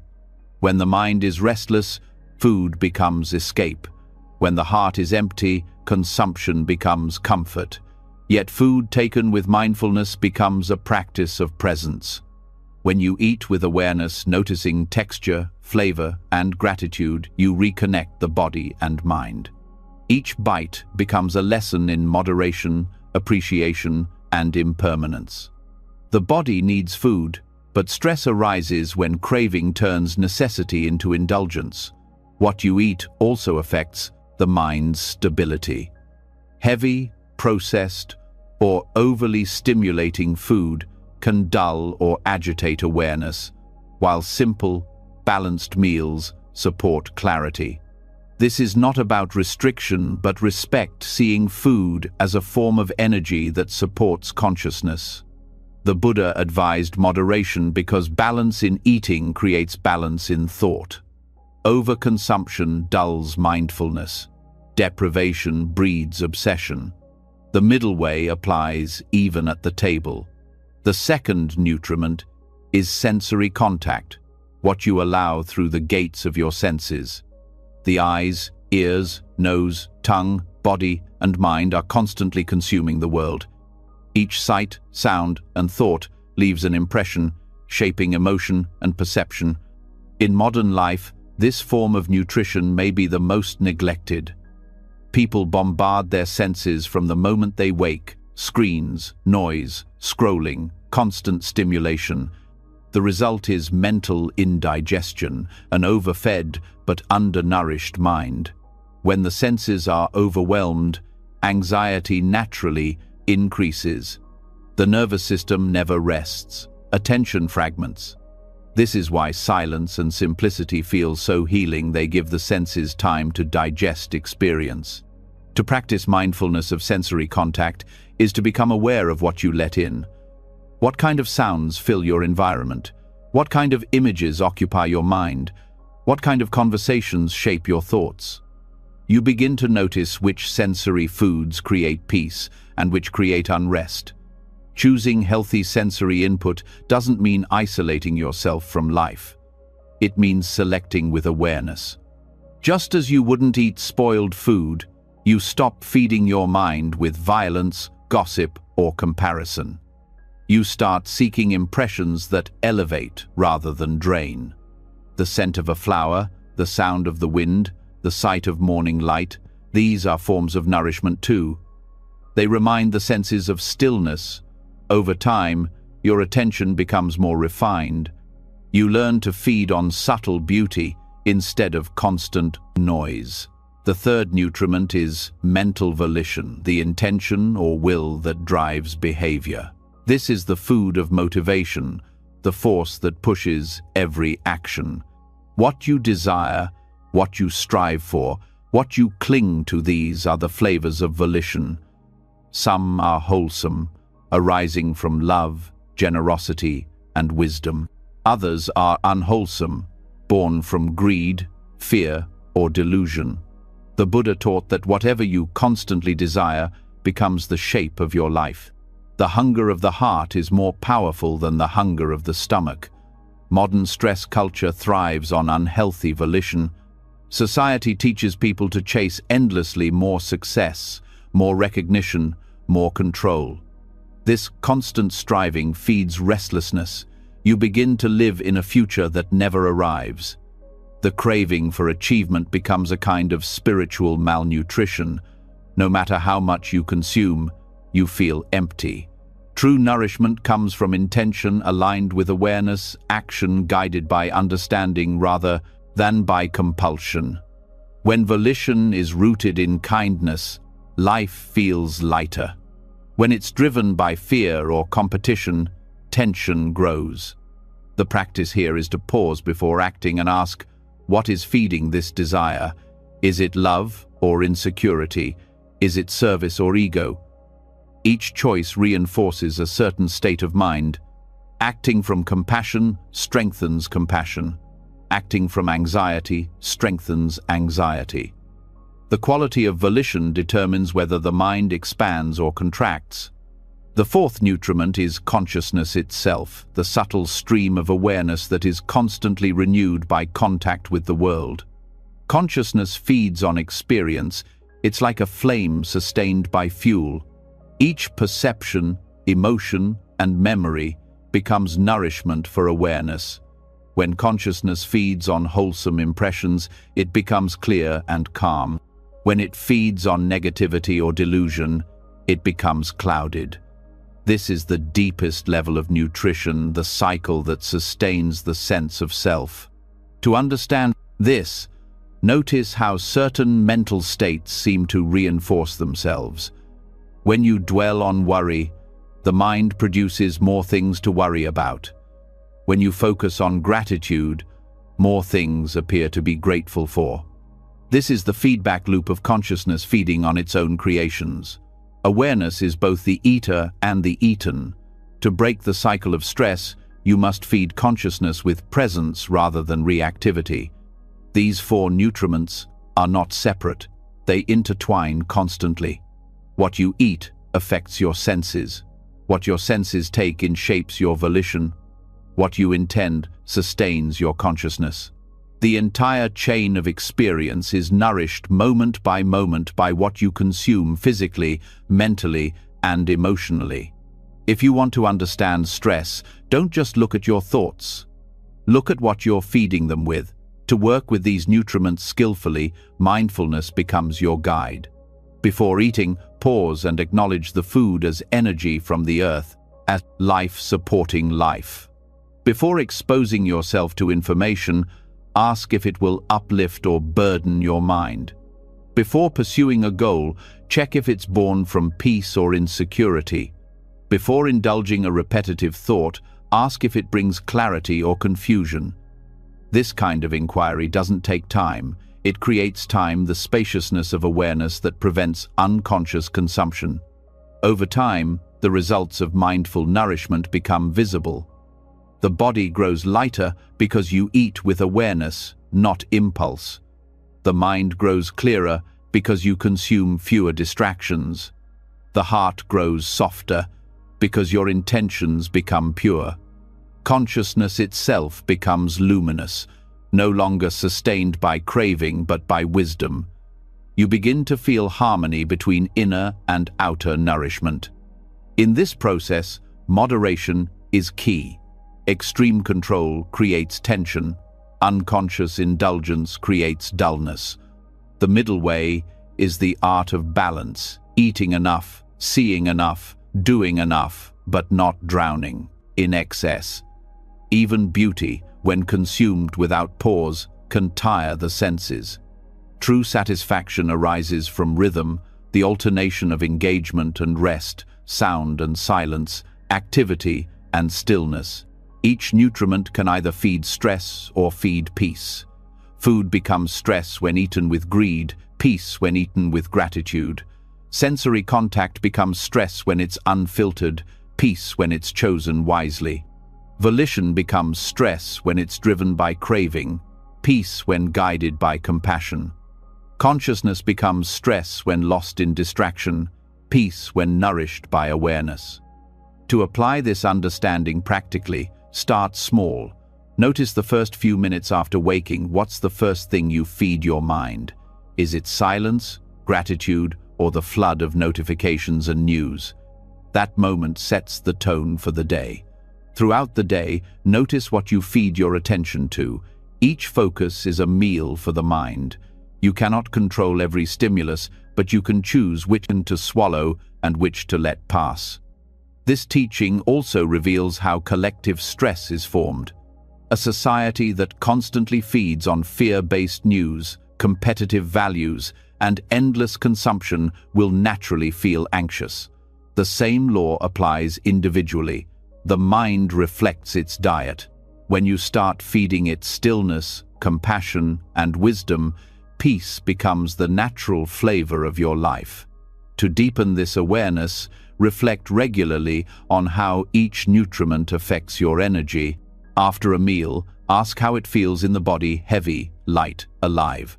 After scrolling through information, notice your mood: inspired or restless. After acting on a desire, feel the aftermath: content or craving more. These reflections are not moral judgments, they are direct observations. They show you what truly nourishes and what drains. The Buddha once said that liberation begins when you see the food that sustains suffering. When you stop feeding what causes pain, it naturally fades. This means you don't need to fight worry or craving directly. You only need to stop nourishing them. Anxiety cannot survive when you stop feeding it attention, fear, and self-judgment. In the same way, peace thrives when you keep feeding it presence, gratitude, and understanding. The four nutriments are not commandments. They are mirrors. They show you how life feeds on life, how everything you take in shapes consciousness. They reveal that stress is not random, it's a result of what the mind consumes.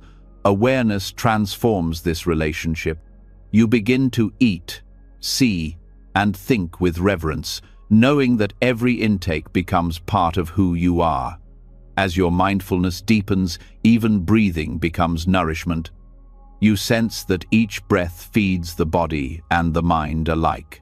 The simple act of breathing consciously becomes a reminder that life itself is a form of nutrition. You are constantly being fed by existence, by air, light, sound, and awareness. When you meet this flow with gratitude, life starts to taste different. Eventually, the boundaries between the four nutriments dissolve. Eating becomes meditation, seeing becomes prayer, acting becomes mindfulness. Consciousness itself becomes self-sustaining, feeding on awareness rather than craving. In this state, worry starves.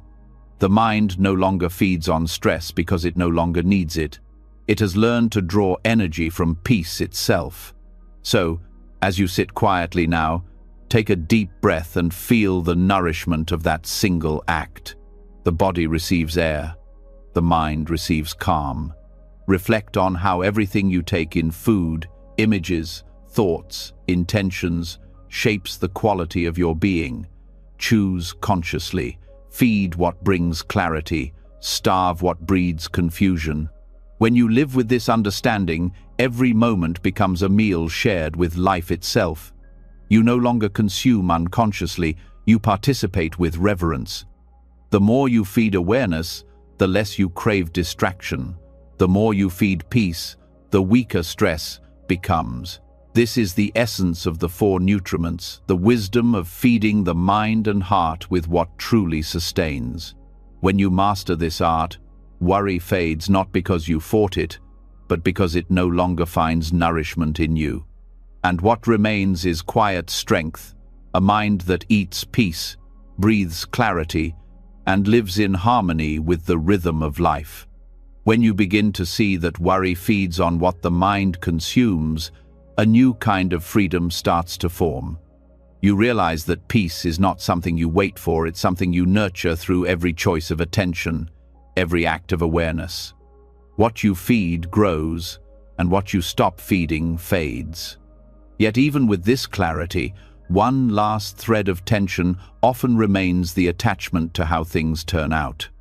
You may eat mindfully, think kindly, act wisely, and still find anxiety lingering beneath the surface. Why? Because the mind keeps asking, what will happen?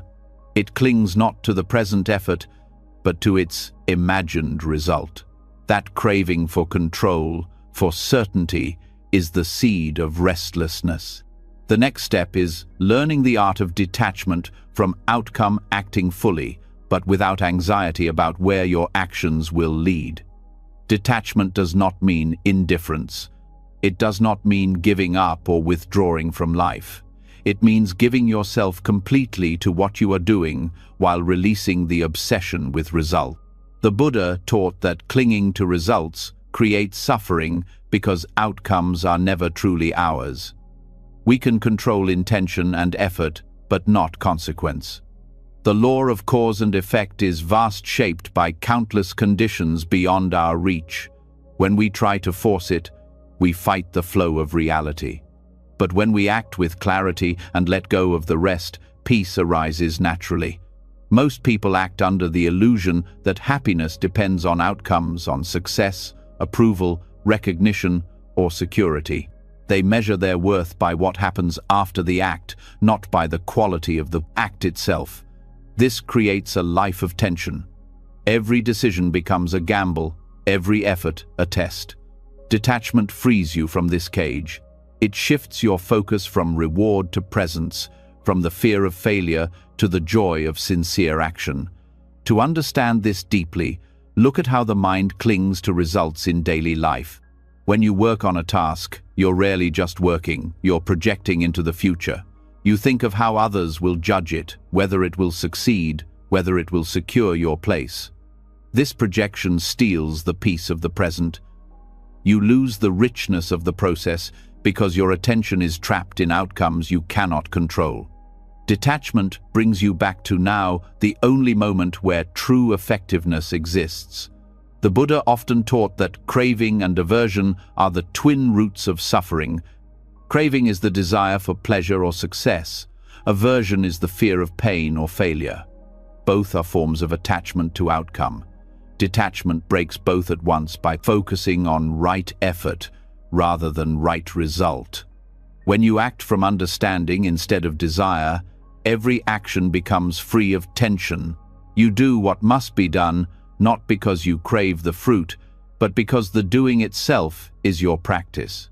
This approach mirrors what later traditions called karma yoga, the discipline of selfless action. But in Buddhism, it goes even further. It is not only about serving others, it is about transcending the illusion of control. When you give your best and then release the result, your energy becomes pure. You act with precision but without fear. You care deeply but without anxiety. This is the essence of right livelihood, right effort, and right mindfulness working together. You can see this truth clearly in nature. The tree gives fruit, but it does not know who will eat it. The river flows, but it does not choose where the water will end. Life itself acts without ownership. When you align your actions with this rhythm, stress dissolves. You no longer act from scarcity or self-importance. You act because life flows through you as intention, and when the act is complete, you release it to the universe. The mind, however, resists this freedom. It has been trained to equate control with safety. It believes that if it plans, predicts, and manipulates enough, everything will go as it should. But life is not a mechanical equation. It is an interdependent web of causes. Even the smallest event depends on countless factors: timing, weather, people, chance. To demand control over outcomes is to demand ownership over the universe. Awareness sees the impossibility of that and relaxes. Detachment is not laziness or fatalism. It doesn't mean sitting back and letting things happen. It means doing your part with total sincerity while understanding that the result is not entirely yours. The Buddha described this as acting without attachment to the fruit of action. You still plant seeds, but you stop trying to control the rain.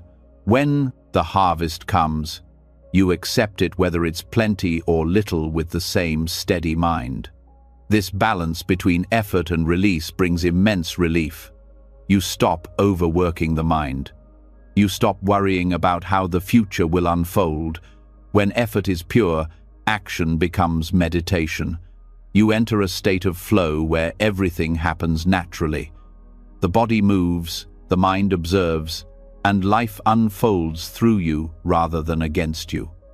In modern life, detachment is especially challenging because society constantly reinforces outcome-driven behavior. From school to work, people are rewarded for results, not for awareness. The message is, succeed or fail, win or lose, be approved or be forgotten. This conditioning creates chronic anxiety. Even small actions become burdened by invisible expectations. To break this pattern, you must shift your measure of success. Instead of asking, "Did I get what I wanted?" ask, "Did I act with clarity and compassion?" When your measure changes, anxiety begins to disappear. Detachment also transforms relationships. Much of relational pain comes from expectations wanting others to behave, feel, or respond a certain way. You give affection, hoping for reciprocation. You speak truth, hoping to be understood. When that doesn't happen, disappointment arises. But when love is offered freely without demand, it becomes peaceful. You still care deeply, but the caring is unconditional. Detachment allows love to be pure, not transactional. To practice this, begin with awareness of subtle craving. When you act, pause afterward and notice the thoughts that follow. I hope they liked it. I wonder if it was enough. What if it fails?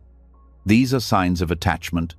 Instead of fighting them, recognize them and return to presence. Say quietly, I have done my part, now life will do the rest. This phrase helps loosen the grip of ownership. It reminds the mind that reality unfolds through countless streams, not just your effort. Detachment also invites humility. It reminds you that you are part of a larger flow, not its master. Every success and failure is co-created by conditions far beyond your vision. The rain that nourishes crops also brings floods. The same wind that cools can destroy. You begin to respect the mystery of existence. In this humility, peace arises not because everything goes your way, but because you no longer demand that it should.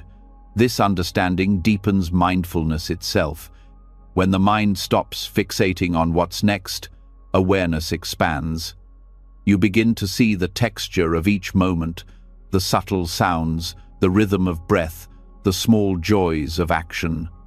Work becomes alive. Communication becomes sincere. Even mundane acts take on sacred depth because you're finally here, not in some imagined future. Detachment from outcome also breaks the illusion of personal doership. The ego thrives on ownership. I did this. I failed at that. This is mine. It attaches to outcomes because they define its identity. Success inflates it. Failure deflates it. But when you see that action happens through conditions, thoughts, training, circumstances, opportunities, you realize there is no single I doing anything. The ego loses its grip, and what remains is effortless participation in life. In Buddhism, this understanding is called anatta, the insight of non-self. Detachment from outcome is its practical expression. When you stop clinging to results, you stop feeding the illusion that outcomes can define you. You act from awareness, not from identity. You no longer say, I succeeded, or I failed. You simply say, that happened. This does not make you detached from responsibility. It makes you free from self-importance. Modern psychology supports this wisdom. Studies show that people who focus on the process rather than the result experience more satisfaction, resilience, and creativity. They perform better because they are not clouded by anxiety. This is the same principle the Buddha taught centuries ago. Right action arises naturally from right attention. The mind that is calm performs wisely. The mind that clings performs anxiously. You can test this truth immediately. Take any task, writing an email, cooking, speaking to someone, and do it as fully as you can. When it's done, let it go completely. Don't reanalyze or replay it. Notice how light you feel. That lightness is freedom from attachment. It's the absence of worry that normally follows every act. The more you practice this, the more peaceful you become, even amid uncertainty. Detachment also reveals that failure and success are not opposites but teachers. When you are attached, failure feels devastating. When you are detached, failure becomes information. You see what worked, what didn't, and you move on. The emotional heaviness disappears because identity is not at stake. The same applies to success. It's enjoyed, but not clung to. You remain steady through both, like a mountain unmoved by wind. This equanimity turns life into practice. Every situation, pleasant or unpleasant, becomes an opportunity to deepen awareness. You act, observe, and release. Over time, this rhythm becomes natural. You stop trying to manipulate the flow of events and start dancing with it. Even uncertainty becomes your ally because you trust the intelligence of impermanence. To cultivate detachment from outcome, mindfulness of intention is essential. Before any action, clarify your purpose. If your intention is sincere, to be kind, to be truthful, to do your best, the outcome no longer defines you. When the mind wanders into worry about results, bring it back to intention. Remind yourself, my role is to act rightly. The rest belongs to conditions beyond me. This perspective brings a quiet confidence, not arrogance, but trust in the process of Dharma itself. Detachment also strengthens compassion. When you no longer cling to outcomes, you can help others without needing gratitude or success. You give because giving itself is joy. You support because compassion is its own reward. This selfless action becomes deeply healing for others and for yourself. You stop burning out because your energy no longer depends on validation. As this understanding deepens, even desire transforms. It doesn't vanish. It becomes purified. You still have goals, but they are no longer tied to self-worth. You move toward them with ease, knowing that the journey matters more than the destination. Desire guided by awareness becomes aspiration, not craving. The fire still burns, but it warms instead of consuming. In moments of anxiety, this teaching becomes a refuge. When the mind races about the future, results, outcomes, possibilities, pause and breathe. Feel the body. Recognize that anxiety is attachment in disguise, then gently let it go. Say inwardly, I release the result. You will feel a subtle shift, the muscles ease, the breath deepens, the present returns. That moment is the essence of freedom. Over time, detachment from outcome changes how you experience life itself. You stop dividing moments into good and bad. You see that everything contributes to awakening. Success humbles you. Failure strengthens you. Gain and loss become teachers, not judges. You live in harmony with cause and effect, trusting that every action, when done with awareness, creates the right unfolding, even if you can't see it immediately. When you live this way, you discover that peace is not found in control, but in surrender. Surrender is not weakness, it's wisdom. It's the realization that life has always been unfolding on its own, that your task was never to control it, only to participate fully. So as you rest here, take a breath and let the tension around what happens next soften. You've done what you could, that is enough. The universe moves through countless causes, and you are one of them. Let your actions flow like rivers, purposeful, sincere, and free. In this release, anxiety loses its foundation. You no longer live for outcomes, you live in alignment. And in alignment, even ordinary acts shine with peace. The doing becomes its own reward, the present becomes its own fulfillment, and the future unfolds as it must, quietly, naturally, and always in rhythm with the greater flow of life. As the mind grows still and the breath softens, every teaching you've heard tonight begins to settle into place like gentle rain soaking into the earth. You've walked through the wisdom of awareness, silence, balance, non-identification, compassion, impermanence, and freedom from control. Each one has been a doorway back to what was always waiting beneath the noise piece that does not depend on circumstance.